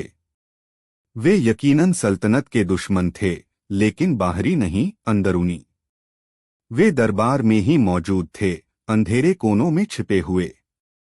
और सबसे आखिरी और सबसे खतरनाक पहेली, कमल के फूल में छिपा बिच्छू। कमल का फूल पवित्रता और सम्मान का प्रतीक है। इसका मतलब था कि खतरा किसी ऐसी चीज में छिपा है जो बाहर से बहुत खूबसूरत और सम्मानजनक लगती है। वह बिच्छू सीधे शहंशाह पर हमला कर रहा था, यानी यह साजिश सल्तनत के साथ साथ सीधे शहंशाह की जान के खिलाफ भी थी। बीरबल ने दरबार में हर किसी पर नजर रखनी शुरू कर दी। वह लोगों की बातों पर नहीं, उनकी आंखों, उनके हाव भाव और उनकी कानाफूसियों पर ध्यान देने लगे। उन्होंने अपने भरोसेमंद जासूसों को सल्तनत के हर कोने में फैला दिया और उन्हें हुक्म दिया कि हर छोटी से छोटी और अजीब से अजीब खबर उन तक पहुंचाई जाए। कुछ ही दिनों में बीरबल को कुछ चीजें खटकने लगीं। उन्होंने देखा कि सल्तनत के कुछ पुराने और कट्टरपंथी अमीर, जो शहंशाह की राजपूतों और अन्य धर्मों के प्रति उदार नीतियों से नाखुश थे, आजकल कुछ ज्यादा ही गुप्त बैठकें कर रहे थे। इन बैठकों का नेतृत्व शाही फौज का एक बहुत ही काबिल और महत्वाकांक्षी सेनापति मीर कासिम कर रहा था। मीर कासिम बाहर से शहंशाह का सबसे बड़ा वफादार होने का दिखावा करता था, लेकिन बीरबल को उसकी आंखों में हमेशा एक अतृप्त लालसा दिखाई देती थी। बीरबल को अपने सपने के सांप नजर आने लगे थे, लेकिन यह सिर्फ एक शक था। उनके पास कोई सबूत नहीं था, और मीर कासिम जैसे शक्तिशाली सेनापति पर बिना सबूत के इल्जाम लगाना खुद को मौत के मुंह में धकेलने जैसा था। बीरबल अब सपने की आखिरी पहेली पर अटक गए थे, कमल का फूल और बिच्छू। वह हर तोहफे, हर भेंट, हर नई चीज पर नजर रखने लगे जो महल में आ रही थी। जश्न सालगिरह नजदीक आ रहा था और तोहफों का अंबार लगता जा रहा था। बीरबल हर तोहफे की बारीकी से जांच करवाते, लेकिन उन्हें कुछ भी संदिग्ध नहीं मिला। फिर एक दिन उनके एक जासूस ने एक बहुत ही मामूली सी लगने वाली खबर दी। उसने बताया कि मीर कासिम ने कंधार से एक बहुत ही माहिर कारीगर को बुलवाया है, जिसका नाम नस्तर है। यह कारीगर ताले, चाबियां और जटिल मशीनें बनाने में उस्ताद था। वह पिछले एक महीने से मीर कासिम के तहखाने में दिन रात काम कर रहा था और उसे किसी से मिलने की इजाजत नहीं थी। यह सुनकर बीरबल के कान खड़े हो गए। एक सेनापति को एक ताले चाबी बनाने वाले कारीगर से ऐसा क्या गुप्त काम हो सकता है? बीरबल ने अपने सबसे काबिल जासूस को उस कारीगर नस्तर पर नजर रखने का हुक्म दिया। कई दिनों की मशक्कत के बाद जासूस ने उस कारीगर से संपर्क साध लिया। उसने नस्तर को डराया, धमकाया और फिर सोने की मोहरों का लालच दिया। आखिरकार नस्तर ने अपना मुंह खोल दिया। उसने जो बताया वह सुनकर जासूस के पैरों तले जमीन खिसक गई। नस्तर ने बताया कि वह मीर कासिम के लिए शहंशाह को उनके जन्मदिन पर देने के लिए एक खास तोहफा बना रहा है। वह तोहफा चांदी का एक खूबसूरत कमल का फूल है। उस फूल की खासियत यह है कि जब उसे शहंशाह के तख्त के पास एक खास जगह पर रखा जाएगा तो गर्मी पाकर उसकी पंखुड़ियां धीरे धीरे खिलेंगी, और जैसे ही पंखुड़ियां पूरी तरह खिलेंगी उसके बीच में से पराग की जगह एक बहुत ही बारीक झर में बुझी हुई सुई निकलेगी और बिजली की तेजी से सीधे सामने बैठे व्यक्ति शहंशाह की गर्दन में जा लगेगी। सुई इतनी बारीक होगी कि किसी को पता भी नहीं चलेगा और झर इतना तेज होगा कि मौत चंद पलों में हो जाएगी। मौत का कारण दिल का दौरा लगेगा और किसी को कोई शक नहीं होगा। अब बीरबल के सामने पूरी साजिश शीशे की तरह साफ थी। सपने का कमल का फूल यही चांदी का कमल था और उसके अंदर का बिच्छू वह जहरीली सुई थी। और फिर अंधेरे कोनों से एक एक करके जहरीले काले सांप निकलते। उनकी फुफकार से दीवाने खास की हवा में जहर घुल जाता। वे सांप हाथी की ओर बढ़ते और उसे डंसना शुरू कर देते। हाथी चिंघाड़ता, तड़पता, लेकिन जीरो में जकड़ा होने के कारण कुछ कर नहीं पाता। बीरबल यह सब देखते वह शहंशाह को आगाह करने के लिए चिल्लाना चाहते, लेकिन उनकी आवाज गले में ही घुट जाती। ऐसा लगता जैसे वह किसी शीशे की दीवार के पीछे कैद हों, जो सब देख तो सकते हैं पर कुछ कर नहीं सकते। सपने का सबसे भयानक हिस्सा आखिर में आता। जब हाथी अपनी आखिरी सांसें गिन रहा होता तब तख्त के पास रखे एक खूबसूरत कमल के फूल में से एक बिच्छू निकलता। वह बिच्छू धीरे धीरे रेंगता हुआ शहंशाह के हाथ की ओर बढ़ता और ठीक तभी बीरबल की आंख खुल जाती। उनका पूरा शरीर पसीने से भीगा होता और दिल जोर जोर से धड़क रहा होता। लगातार 3 रात एक ही सपना देखने के बाद बीरबल समझ गए कि यह कोई मामूली सपना नहीं है। यह एक चेतावनी है, एक इशारा है। उनकी अंतरात्मा उन्हें बता रही थी कि सल्तनत और शहंशाह दोनों ही किसी बड़े खतरे में हैं। अगली सुबह बीरबल ने फैसला किया कि वह अब चुप नहीं रहेंगे। वह दरबार में पहुंचे। उस दिन का माहौल कुछ ज्यादा ही खुशनुमा था। शहंशाह के जन्मदिन जश्न सालगिरह की तैयारियां जोरों पर थीं और दूर दूर से सूबेदार और राजा महाराजा अपने तोहफे लेकर हाजिर हो रहे थे। जब बीरबल को बोलने का मौका मिला तो उन्होंने शहंशाह से अकेले में बात करने की इजाजत मांगी। दीवाने खास में जब सिर्फ वे दोनों थे, बीरबल ने अपना सपना अक्षरशः बयान कर दिया। शहंशाह अकबर ने पूरा सपना बड़े ध्यान से सुना। वह बीरबल की बुद्धि का ही नहीं, उनकी वफादारी का भी बहुत सम्मान करते थे। लेकिन एक सपने के आधार पर किसी नतीजे पर पहुंचना उनकी तर्कसंगत सोच के खिलाफ था। उन्होंने मुस्कुराते हुए कहा, बीरबल, हम जानते हैं कि तुम सल्तनत की कितनी फिक्र करते हो, लेकिन यह महज एक बुरा सपना है। तुम्हारे दिमाग का वहम है। जाओ आराम करो। जश्न की तैयारियों में हाथ बंटाओ, मन बहल जाएगा। बीरबल ने सिर झुका लिया। वह जानते थे कि शहंशाह को यकीन दिलाना आसान नहीं होगा। उन्होंने कहा, जहां पनाह, मैं भी यही मानना चाहता हूं कि यह मेरे दिमाग का वहम है। लेकिन मेरा दिल कहता है कि हमें सचेत रहने की जरूरत है। सपने अक्सर हमारे मन में चल रही उन बातों का आईना होते हैं जिन्हें हम जागते हुए देख नहीं पाते। शहंशाह ने उन्हें तसल्ली दी, लेकिन बीरबल का मन शांत नहीं हुआ। उन्होंने तय कर लिया कि अगर शहंशाह इसे गंभीरता से नहीं ले रहे हैं तो वह खुद इस सपने के पीछे छिपे सच को खोज निकालेंगे। उन्होंने अपने दिमाग के घोड़े दौड़ाने शुरू किए। सपने का हर प्रतीक एक पहेली थी। सफेद हाथी, वह यकीनन मुगल सल्तनत की शान और शक्ति का प्रतीक था। जंजीरें, इसका मतलब था कि सल्तनत किसी अंदरूनी कमजोरी या साजिश से जकड़ी हुई है। जहरीले सांप, वे कौन हो सकते थे?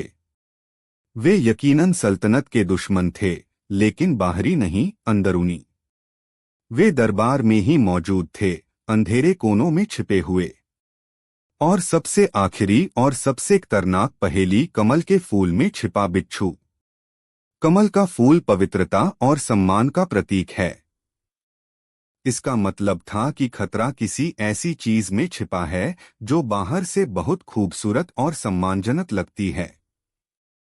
वह बिच्छू सीधे शहंशाह पर हमला कर रहा था, यानी यह साजिश सल्तनत के साथ साथ सीधे शहंशाह की जान के खिलाफ भी थी।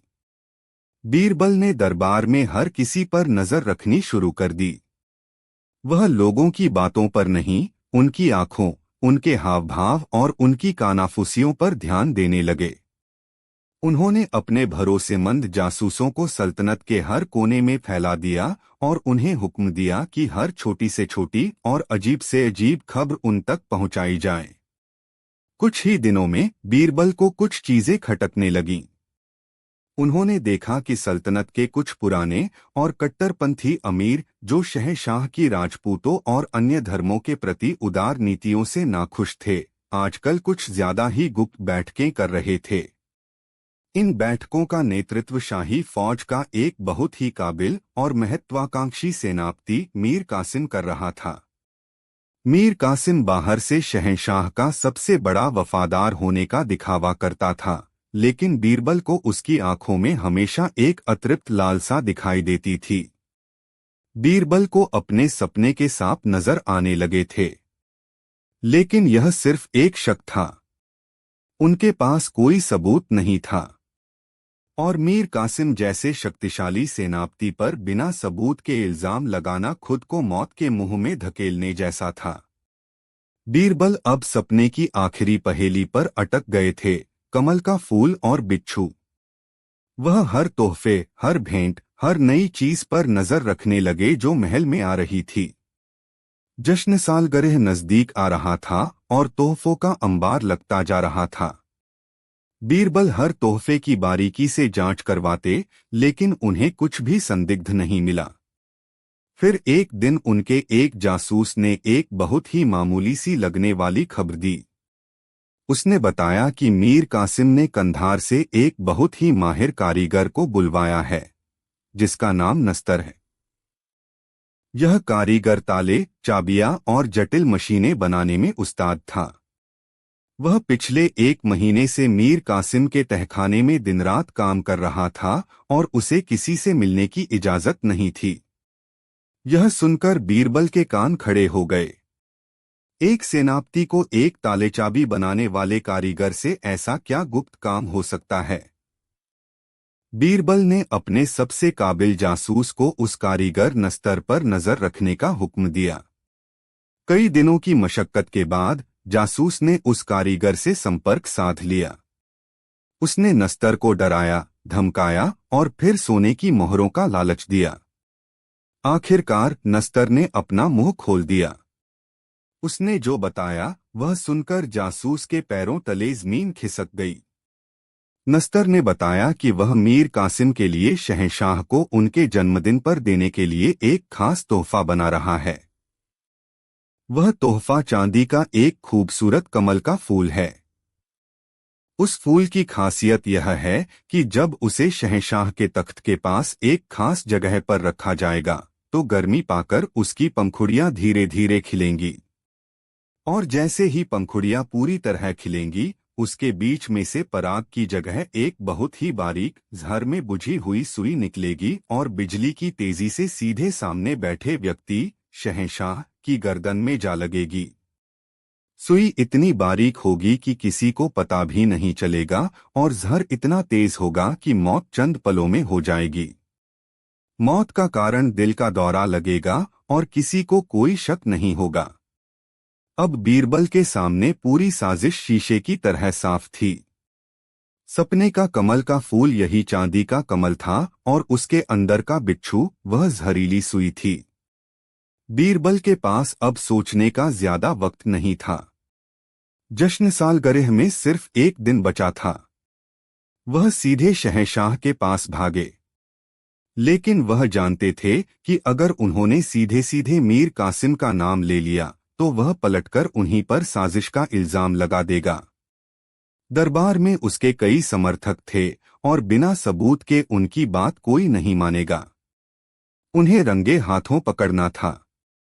बीरबल ने शहंशाह से कहा, आलमपनाह, कल जश्न के दौरान मैं चाहता हूं कि आप मेरी एक छोटी सी गुजारिश माने। जब मीर कासिम अपना तोहफा पेश करे तो आप उसे स्वीकार करने से पहले बस एक बार मेरी तरफ देख लीजिएगा। मैं जो इशारा करूं बस वैसा ही कीजिएगा। सल्तनत की सलामती के लिए यह बहुत जरूरी है।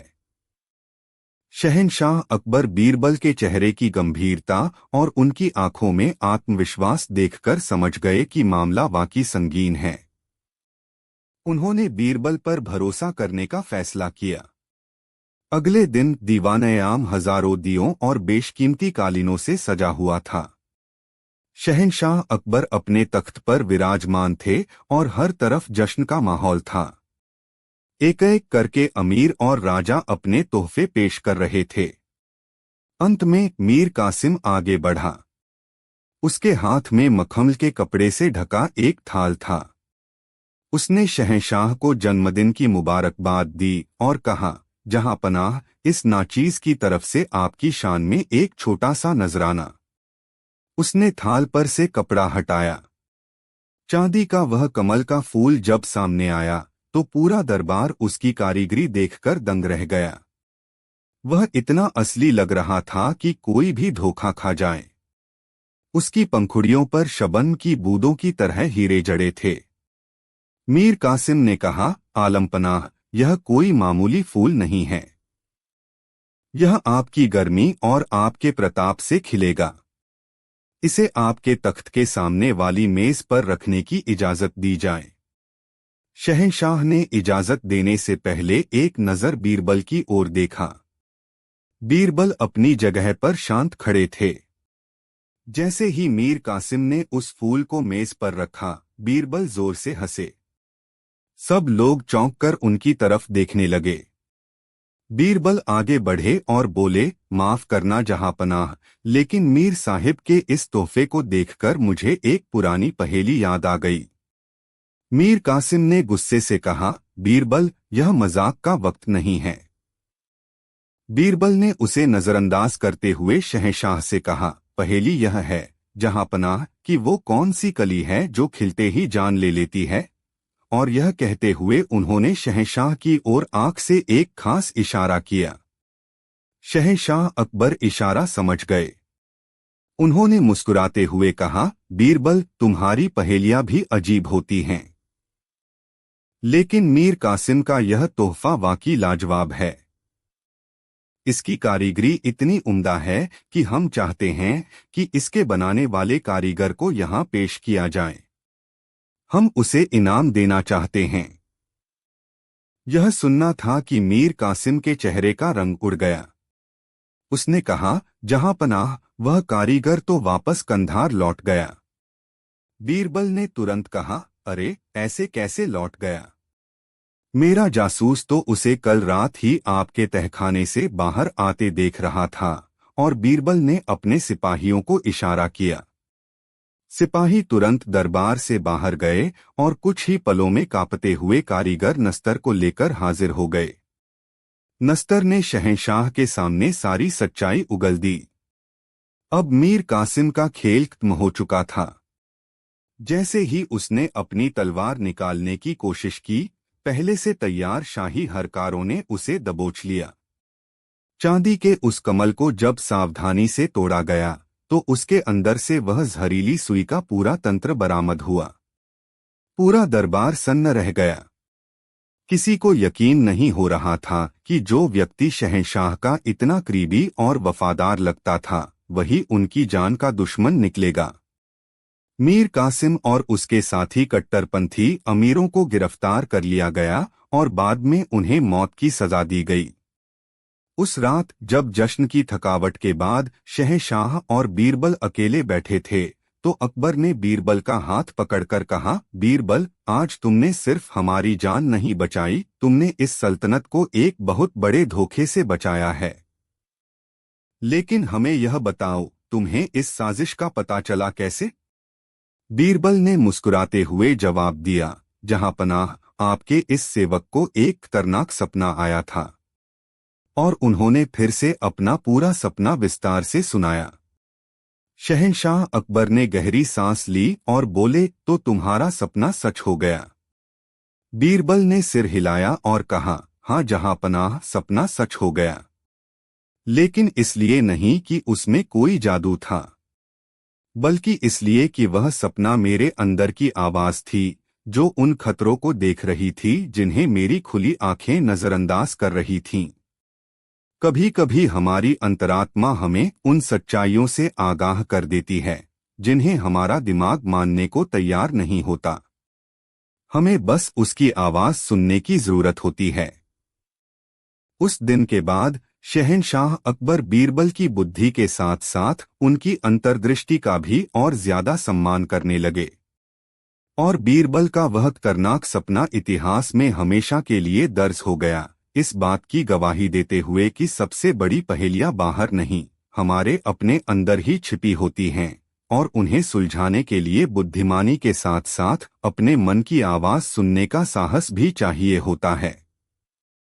अकबर का वो डर जो उसने किसी को नहीं बताया। शहंशाह जलालुद्दीन मोहम्मद अकबर, वो नाम जिसके जिक्र से सल्तनतें कांप जाती थीं और जिसके इंसाफ के किस्से सरहदों के पार सुनाए जाते थे। आगरा का किला जिसकी बुलंदी का गवाह था, फतेहपुर सीकरी जिसकी सोच का आईना थी, और एक विशाल साम्राज्य जिसके वो बेताज बादशाह थे। दुनिया की नज़र में अकबर के पास सब कुछ था, ताकत, शोहरत, दौलत और वफादार नवरत्नों की एक ऐसी जमात जिसकी मिसाल नहीं मिलती थी। लेकिन उस चमकते सूरज के पीछे एक ऐसा अंधेरा कोना भी था, एक ऐसा डर जिसे शहंशाह ने अपनी रूह की सबसे गहरी तहों में कैद कर रखा था, इतना गहरा कि उसकी परछाई भी किसी को नजर नहीं आती थी। किसी को नहीं, सिवाय शायद एक शख्स के, बीरबल। बीरबल सिर्फ मंत्री नहीं थे, वो शहंशाह के मन को पढ़ने वाले आईना भी थे। और पिछले कुछ महीनों से उस आईने में उन्हें एक धुंधली सी दरार नजर आ रही थी। शहंशाह अक्सर दीवाने खास की बैठक के बाद जब सब चले जाते तो अकेले अपने तख्त पर बैठे रहते। उनकी नजरें सामने दीवार पर टंगी किसी तस्वीर या कालीन के किसी डिजाइन पर नहीं होती थीं, बल्कि वो कहीं बहुत दूर एक अनजानी सी गहराई में देख रहे होते थे। उनकी उंगलियां बेचैनी से तख्त के हत्थे को सहलाती और उनके चेहरे पर एक पल के लिए वो भाव आता जो किसी हारे हुए सिपाही का होता है, न कि एक महान विजेता का। जब भी कोई आहट होती, वो चौंककर खुद को संभाल लेते और उनके चेहरे पर फिर से एक शहंशाह की वही जानी पहचानी दृढ़ता लौट आती। बीरबल यह सब देखते, लेकिन चुप रहते। वो जानते थे कि कुछ घाव ऐसे होते हैं जिन्हें कुरेदना उन्हें और गहरा कर देता है। वो सही वक्त का इंतजार कर रहे थे। एक दिन यमुना नदी में शाही नावों की एक दौड़ का आयोजन किया गया। मौसम खुशगवार था और पूरा शाही कुनबा नदी के किनारे बने खास शामियाने में मौजूद था। शहंशाह अकबर भी बड़े खुश नजर आ रहे थे।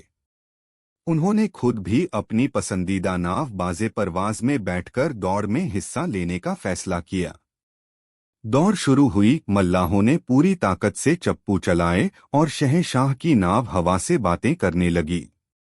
सब कुछ ठीक चल रहा था, लेकिन जैसे ही नाव नदी के सबसे गहरे और चौड़े हिस्से में पहुंची, अचानक आसमान में बादल घिर आए और हवा का एक तेज झोंका आया। नाव जोर से हिली। यह कोई खतरनाक स्थिति नहीं थी। शाही नाव बहुत बड़ी और संतुलित थी। लेकिन उस एक पल के लिए, जब नाव ने गोता खाया और नदी का गहरा काला पानी नाव के किनारों के बहुत करीब आ गया, बीरबल ने शहंशाह के चेहरे पर मौत का खौफ देखा। उनका चेहरा सफेद पड़ गया था, उनकी आंखों की पुतलियां फैल गई थीं और उन्होंने तख्त को इतनी मजबूती से पकड़ लिया था कि उनकी उंगलियों के पोर सफेद हो गए थे। उनकी सांसें तेज चल रही थीं। यह प्रतिक्रिया एक अनुभवी योद्धा और शासक की नहीं थी, यह उस बच्चे की प्रतिक्रिया थी जो किसी अनजाने डर से सहम गया हो। कुछ ही पलों में हवा का झोंका गुजर गया, नाव संभल गई और शहंशाह ने भी खुद को संभाल लिया। उन्होंने जबरदस्ती मुस्कुराने की कोशिश की और मल्लाहों का हौसला बढ़ाया। उन्होंने दौड़ जीती भी, लेकिन बीरबल की नजरों से वो एक पल का डर ओझल नहीं हुआ। उस रात बीरबल सो नहीं पाए। वो समझ गए थे कि शहंशाह का डर किसी दुश्मन, किसी साजिश या किसी सल्तनत के खोने का डर नहीं है। यह डर पानी से था, नदी की उस अथाह गहराई से था। लेकिन क्यों? एक ऐसा शहंशाह जिसने बचपन से जंग के मैदानों में नदियां पार की हों, वो पानी से कैसे डर सकता है? बीरबल ने इस पहेली को सुलझाने की ठान ली। उन्होंने अपनी जांच की शुरुआत वहां से की, जहां शहंशाह के बचपन की यादें दफन थीं। उन्होंने महल के सबसे पुराने खिदमतगारों, शहंशाह की दाइयों और उन चंद लोगों से बात की जो हुमायूं के दौर से महल में थे। कई दिनों की कोशिश के बाद एक बहुत ही बूढ़ी दाई, जो अब लगभग अंधी हो चुकी थी, ने बातों बातों में एक पुरानी घटना का जिक्र किया। उसने बताया कि जब शहजादा जलालुद्दीन सिर्फ 7 या 8 साल के थे, तो एक दिन काबुल के पास एक नदी के किनारे खेलते खेलते उनका पैर फिसल गया था और वो नदी के तेज बहाव में बह गए थे। चारों तरफ कोहराम मच गया था। हुमायूं की फौज के एक सिपाही ने अपनी जान पर खेलकर उन्हें बचाया था, लेकिन तब तक पानी उनके फेफड़ों में भर चुका था और वो बेहोश हो चुके थे। कई घंटों की मशक्कत के बाद उनकी सांसें लौटी थीं। इस घटना को हुमायूं के हुक्म पर पूरी तरह से दबा दिया गया था, ताकि भविष्य के शहंशाह के नाम के साथ कोई कमजोरी का किस्सा न जुड़े। बीरबल को अब एक कड़ी मिल गई थी। बचपन का वो हादसा शहंशाह के अवचेतन मन में एक गहरे डर की तरह बैठ गया था। लेकिन बीरबल को यह भी महसूस हुआ कि बात सिर्फ पानी के डर की नहीं है, यह उससे भी ज्यादा गहरी है। उन्होंने शहंशाह की दिनचर्या पर और गौर करना शुरू किया। उन्होंने देखा कि शहंशाह आजकल इतिहासकारों और लेखकों के साथ बहुत वक्त बिता रहे थे। वो अकबरनामा के हर हर्फ को खुद जांचते थे। वो ऐसी इमारतें बनवाने पर जोर दे रहे थे जो सदियों तक कायम रहें। वो हर उस चीज में दिलचस्पी ले रहे थे जो उनके नाम को, उनके काम को हमेशा हमेशा के लिए जिंदा रख सके। बीरबल को अब शहंशाह का असली डर समझ में आने लगा। पानी का डर तो सिर्फ एक प्रतीक था, एक जाहिरी लक्षण था। असली डर ओझल हो जाने का था, गायब हो जाने का था। ठीक वैसे ही जैसे वो बचपन में नदी के पानी में गायब हो गए थे, उन्हें डर था कि कहीं वक्त का अथाह सागर उनके नाम को, उनकी सल्तनत को, उनकी पूरी जिंदगी को निगल न जाए।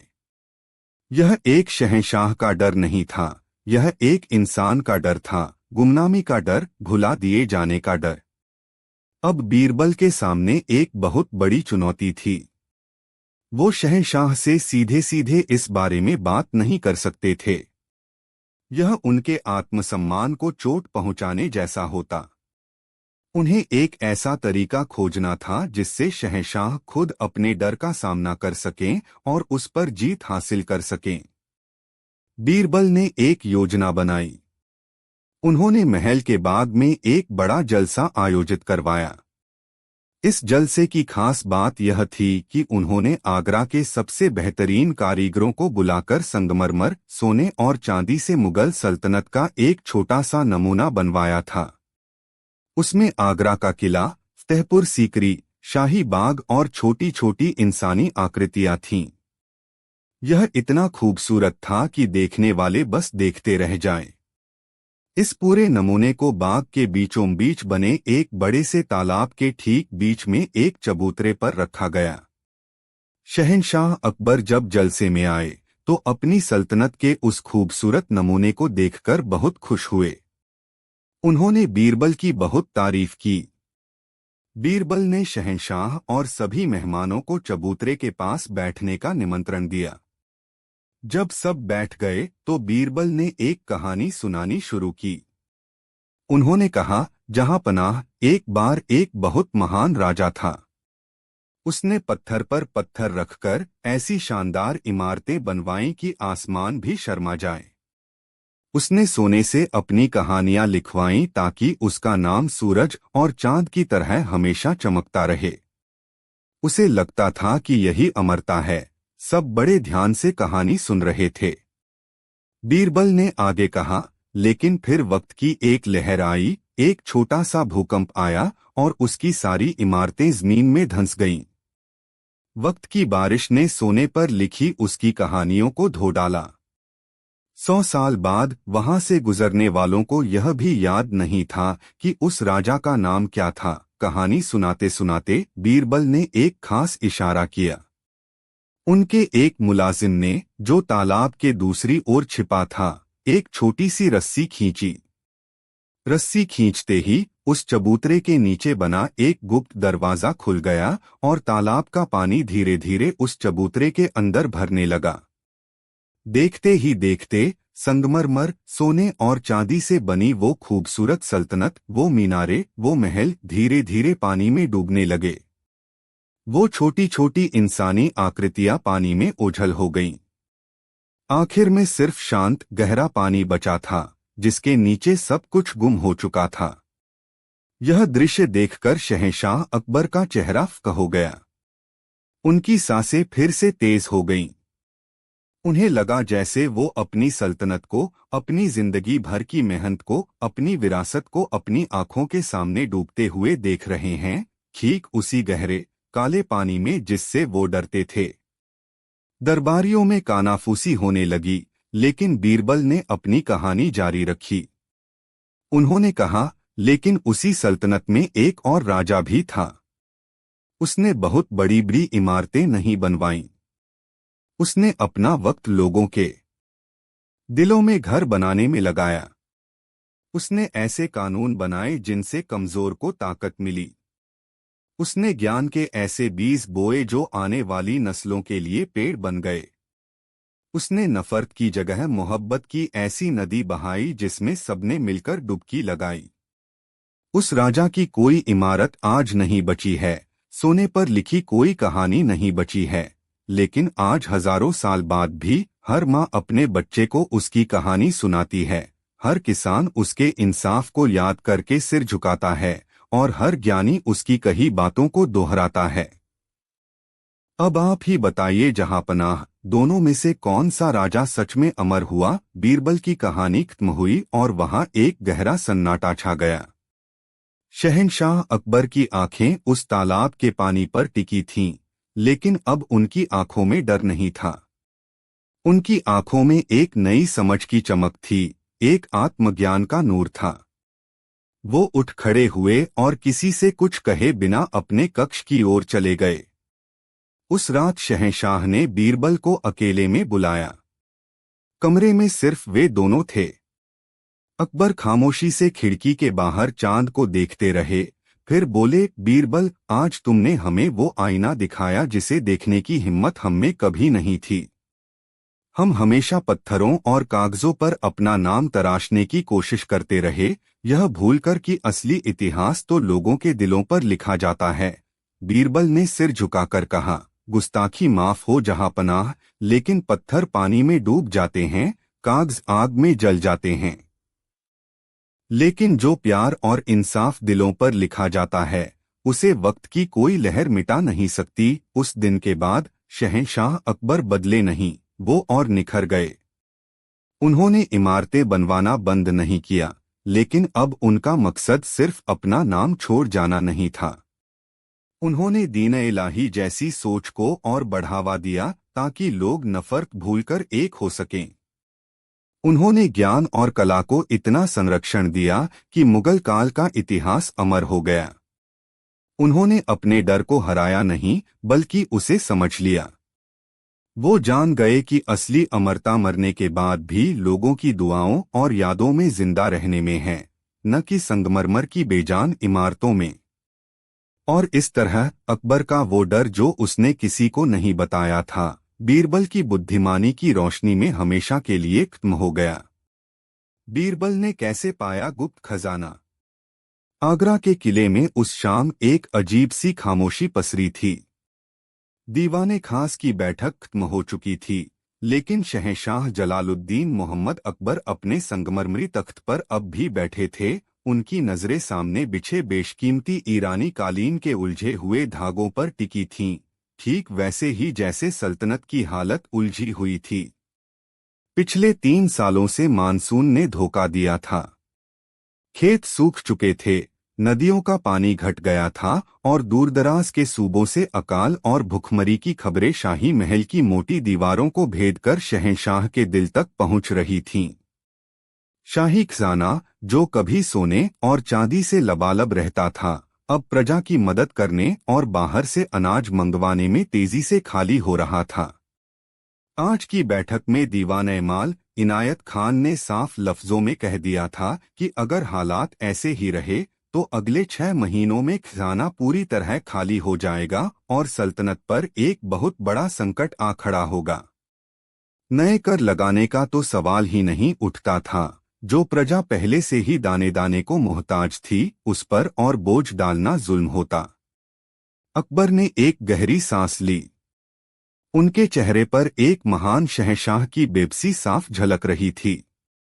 उन्होंने अपने नवरत्नों की ओर देखा जो सिर झुकाए खड़े थे। सबके चेहरे पर चिंता की लकीरें थीं, लेकिन किसी के पास कोई हल नहीं था। क्या कोई रास्ता नहीं है? शहंशाह की आवाज में एक हताशा थी। सब खामोश रहे। तभी हमेशा की तरह एक आवाज गूंजी, जिसमें न हताशा थी, न निराशा, बल्कि एक शांत आत्मविश्वास था। रास्ते कभी बंद नहीं होते जहांपनाह, बस कभी कभी उन पर वक्त की धूल जम जाती है। सबने मुड़कर देखा। यह बीरबल थे। उनके चेहरे पर हमेशा की तरह एक हल्की सी मुस्कान थी, जैसे वह कोई शतरंज की बाजी देख रहे हों, जिसमें सामने वाले को अपनी हार नजर आ रही हो, लेकिन उन्हें जीत का रास्ता साफ दिखाई दे रहा हो। दीवान इनायत खान, जो बीरबल की हाजिर जवाबी और शहंशाह से उनकी नजदीकी से हमेशा जलते थे, ने तंज कसते हुए कहा, राजा बीरबल शायद हमें अपनी बातों के जादू से खजाना भरकर दिखाएंगे। खाली पेट बातों से नहीं भरता, बीरबल। बीरबल ने इनायत खान की तरफ देखा और मुस्कुराए। आप सही कहते हैं, दीवान साहिब। खजाना बातों से नहीं भरता, लेकिन कभी कभी पुरानी बातों और कहानियों में ही नए खजानों के नक्शे छुपे होते हैं। शहंशाह अकबर की आंखों में एक उम्मीद की किरण जागी। साफ साफ कहो, बीरबल। तुम कहना क्या चाहते हो? बीरबल ने सिर झुकाकर कहा, आलमपनाह, मैंने बचपन में अपनी दादी से एक कहानी सुनी थी। वो कहती थीं कि जब सुल्तान सिकंदर लोदी ने आगरा को अपनी राजधानी बनाया था, तो उसने मंगोलों और दूसरे हमलावरों से बचाने के लिए अपनी सल्तनत का एक बहुत बड़ा खजाना इसी शहर की जमीन के नीचे कहीं छुपा दिया था। वह खजाना इतना बड़ा था कि उससे कई सल्तनतें सालों तक आबाद रह सकती हैं। लेकिन इससे पहले कि वह उस खजाने का राज किसी को बता पाता, उसकी मौत हो गई। उसके बाद कई सुल्तान आए और गए, लेकिन उस खजाने को कोई नहीं ढूंढ पाया। लोग इसे एक कहानी मानकर भूल गए। इनायत खान जोर से हंसा। वाह, तो अब हम सल्तनत को बच्चों की कहानियों के भरोसे चलाएंगे? बीरबल, तुम शहंशाह का वक्त बर्बाद कर रहे हो। अकबर भी कुछ निराश हुए। बीरबल, यह सिर्फ एक किंवदंती है। ऐसी कहानियां हर पुराने शहर के बारे में कही जाती हैं। बीरबल ने कहा, जहां पनाह, हर कहानी में कहीं न कहीं सच्चाई का एक धागा जरूर होता है। बस उसे पकड़ने वाली पारखी नजर चाहिए। अगर आप इजाजत दें तो मैं उस धागे को ढूंढने की कोशिश करना चाहता हूं। इनायत खान ने फिर टोका, और अगर कुछ नहीं मिला तो? इस खोज में भी वक्त और पैसा दोनों बर्बाद होंगे। बीरबल ने पलटकर इनायत खान की आंखों में आंखें डालकर कहा, अगर मैं 1 महीने के अंदर उस खजाने का कोई ठोस सुराग नहीं ढूंढ पाया तो मैं अपना मंत्री पद छोड़ दूंगा और सल्तनत को हुए किसी भी नुकसान की भरपाई अपनी निजी जागीर से करूंगा। यह बहुत बड़ा दाव था। पूरा दरबार सन्न रह गया। शहंशाह अकबर बीरबल के आत्मविश्वास को देखकर हैरान थे। उन्होंने एक पल सोचा और फिर फैसला किया। ठीक है बीरबल, हम तुम्हें 1 महीने का वक्त देते हैं। तुम्हें जो भी मदद चाहिए होगी सल्तनत तुम्हें मुहैया कराएगी। जाओ और उस कहानी के सच को ढूंढ निकालो। बीरबल ने अपनी खोज की शुरुआत किसी जासूस या सिपाही से नहीं, बल्कि आगरा के शाही पुस्तकालय के सबसे बूढ़े और अनुभवी मुंशी रहमत चचा से की। रहमत चचा की आधी जिंदगी पुरानी किताबों और नक्शों के बीच गुजरी थी। उनकी नजरें कमजोर हो गई थीं, लेकिन उनका दिमाग अब भी एक जिंदा इतिहास था। बीरबल ने उनसे सिकंदर लोदी के दौर के बारे में पूछा। रहमत चचा ने धूल भरी कई किताबें निकालीं। बीरबल कई दिनों तक उन किताबों के पन्ने पलटते रहे। उनमें लोदी के बनाए किलों, मस्जिदों और बागों का जिक्र था, लेकिन खजाने का कोई जिक्र नहीं था। बीरबल निराश नहीं हुए। उन्होंने सोचा कि खजाने का राज किसी आम किताब में सीधे सीधे नहीं लिखा होगा। उसे किसी पहेली या इशारे में छुपाया गया होगा। उन्होंने अपना ध्यान सिकंदर लोदी की निजी डायरी और उसके पसंदीदा कवि शेख ज़ादी की लिखी एक पुरानी हाथ से लिखी किताब पर लगाया। कई रातों तक जागने के बाद आखिरकार उन्हें शेख ज़ादी की उस किताब के आखिरी पन्ने पर हाशिए में बहुत ही बारीक अक्षरों में फारसी में लिखी एक लाइन मिली। वो लाइन कविता का हिस्सा नहीं लगती थी, उसे बाद में किसी ने जोड़ा था। उसमें लिखा था, जहां जमीन पर आसमान की परछाई सबसे गहरी हो और 3 दरवाजे एक ही चौखट पर मिलें, वहीं मेरा सबसे बड़ा राज सो रहा है। यह एक पहेली थी। बीरबल का दिल जोर से धड़कने लगा। उन्हें सच्चाई का पहला धागा मिल गया था। जमीन पर आसमान की परछाई सबसे गहरी हो, इसका क्या मतलब हो सकता है? बीरबल ने सोचा। आसमान की परछाई पानी में दिखती है, और सबसे गहरी परछाई का मतलब है सबसे गहरा पानी। उस दौर में आगरा में सबसे गहरा पानी या तो यमुना नदी में था या फिर किले के अंदर बने शाही कुएं में। और 3 दरवाजे एक ही चौखट पर मिले, यह और भी ज्यादा उलझा हुआ था। बीरबल ने सबसे पहले किले के पुराने लोदी के वक्त के बने शाही कुएं का मुआयना किया। वह बहुत गहरा था, लेकिन उसके आसपास ऐसा कुछ नहीं था जिसे 3 दरवाजे कहा जा सके। फिर उनका ध्यान यमुना नदी पर गया। लेकिन यमुना तो मीलों लंबी थी, उसमें कहाँ ढूंढते? बीरबल कई दिनों तक यमुना के किनारे घूमते रहे, पुराने घाटों और मंदिरों को देखते रहे। उन्होंने पुराने नक्शों का अध्ययन किया। एक दिन जब वह सूरज डूबते समय यमुना के हाथी घाट पर खड़े थे तो उनकी नजर एक अजीब चीज पर पड़ी। हाथी घाट के ठीक सामने नदी के उस पार 3 पुराने दरवाजों वाले एक खंडहर हो चुके मकबरे की धुंधली सी आकृति दिख रही थी। और जैसे ही सूरज क्षितिज में डूबा, उस मकबरे की परछाई नदी के पानी पर पड़ने लगी और उस जगह पर जहां बीरबल खड़े थे, पानी का रंग बाकी नदी से ज्यादा गहरा और काला नजर आने लगा। जहां जमीन पर आसमान की परछाई सबसे गहरी हो, बीरबल के रोंगटे खड़े हो गए। यही वो जगह थी। लेकिन 3 दरवाजे एक ही चौखट पर मिले। सामने तो सिर्फ एक ही मकबरा था जिसके 3 दरवाजे थे। बीरबल ने फिर से उस पहेली पर गौर किया। एक ही चौखट पर मिले, इसका मतलब दरवाजे अलग अलग होकर भी एक जगह मिलते हों। बीरबल ने उस मकबरे के बारे में पता करवाया। पता चला कि उसे त्रिपोलिया 3 दरवाजों वाला कहा जाता था और उसे सिकंदर लोदी के एक अमीर ने बनवाया था। बीरबल अपने कुछ भरोसेमंद लोगों के साथ नाव में बैठकर उस खंडहर तक पहुंचे।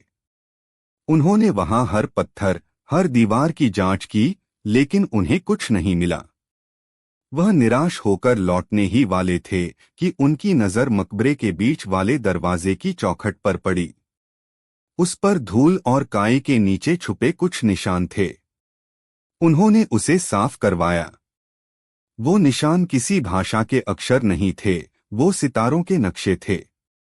बीरबल ने शाही ज्योतिषी को बुलवाया और वो नक्शे दिखाए। ज्योतिषी ने उन्हें पहचान लिया। वो उस रात के सितारों का नक्शा था जो साल में सिर्फ एक बार शरद पूर्णिमा की रात को ठीक आधी रात के समय आसमान में बनता था। और उस नक्शे में 3 खास सितारे एक सीध में आकर एक त्रिकोण बना रहे थे। शरद पूर्णिमा में अभी 4 दिन बाकी थे। जब यह खबर दरबार में पहुंची तो इनायत खान ने फिर मजाक उड़ाया। अब खजाना हमें आसमान के सितारे दिखाएंगे। बीरबल, तुमने हम सबका वक्त बर्बाद किया है। लेकिन शहंशाह अकबर ने बीरबल की आंखों में एक चमक देखी थी। उन्होंने कहा, हम 4 दिन और इंतजार करेंगे। शरद पूर्णिमा की रात आई। चांदनी रात में यमुना का किनारा दूध से नहाया हुआ लग रहा था। बीरबल, शहंशाह अकबर भेष बदलकर और कुछ चुनिंदा सिपाही हाथी घाट पर मौजूद थे। जैसे ही आधी रात हुई और आसमान में वो 3 सितारे एक सीध में आए, बीरबल ने उन सितारों की सीध में जमीन पर देखा। उन तीनों सितारों की रोशनी जब एक साथ जमीन पर पड़ी तो उनकी परछाई एक खास जगह पर आकर मिल रही थी, हाथी घाट की सबसे आखिरी सीढ़ी के नीचे वाले पत्थर पर। बीरबल ने उस पत्थर को ठोककर देखा। आवाज खोखली थी। सिपाहियों ने बड़ी मशक्कत के बाद उस भारी पत्थर को हटाया। नीचे सीढ़ियां थीं जो एक अंधेरे तहखाने में जा रही थीं। मशालों की रोशनी में जब वे नीचे उतरे तो हवा में नमी और सीलन की गंध थी। वह एक लंबा गलियारा था जो आगे जाकर 3 अलग अलग सुरंगों में बंट रहा था। 3 दरवाजे एक ही चौखट पर मिलते हैं, बीरबल ने धीरे से कहा। अब असली समस्या सामने थी। इन 3 सुरंगों में से कौन सी सही थी? एक गलत कदम और वे किसी जाल में फंस सकते थे या हमेशा के लिए भटक सकते थे। शहंशाह ने पूछा, अब क्या करें बीरबल? बीरबल ने तीनों सुरंगों के मुंह पर ध्यान से देखा। पहली 2 सुरंगों के मुंह पर मकड़ी के घने जाले लगे थे और जमीन पर मोटी धूल की परत थी जिस पर किसी के आने जाने का कोई निशान नहीं था। लेकिन तीसरी सुरंग के मुंह पर जाले तो थे लेकिन कम थे और जमीन की धूल पर हवा के आने जाने से बनी हल्की हल्की लकीरें थीं। बीरबल ने कहा, जहां पनाह, जहां हवा है, वहीं जिंदगी और रास्ता है। बाकी दोनों सुरंगें बंद हैं। हमें तीसरी सुरंग में जाना चाहिए।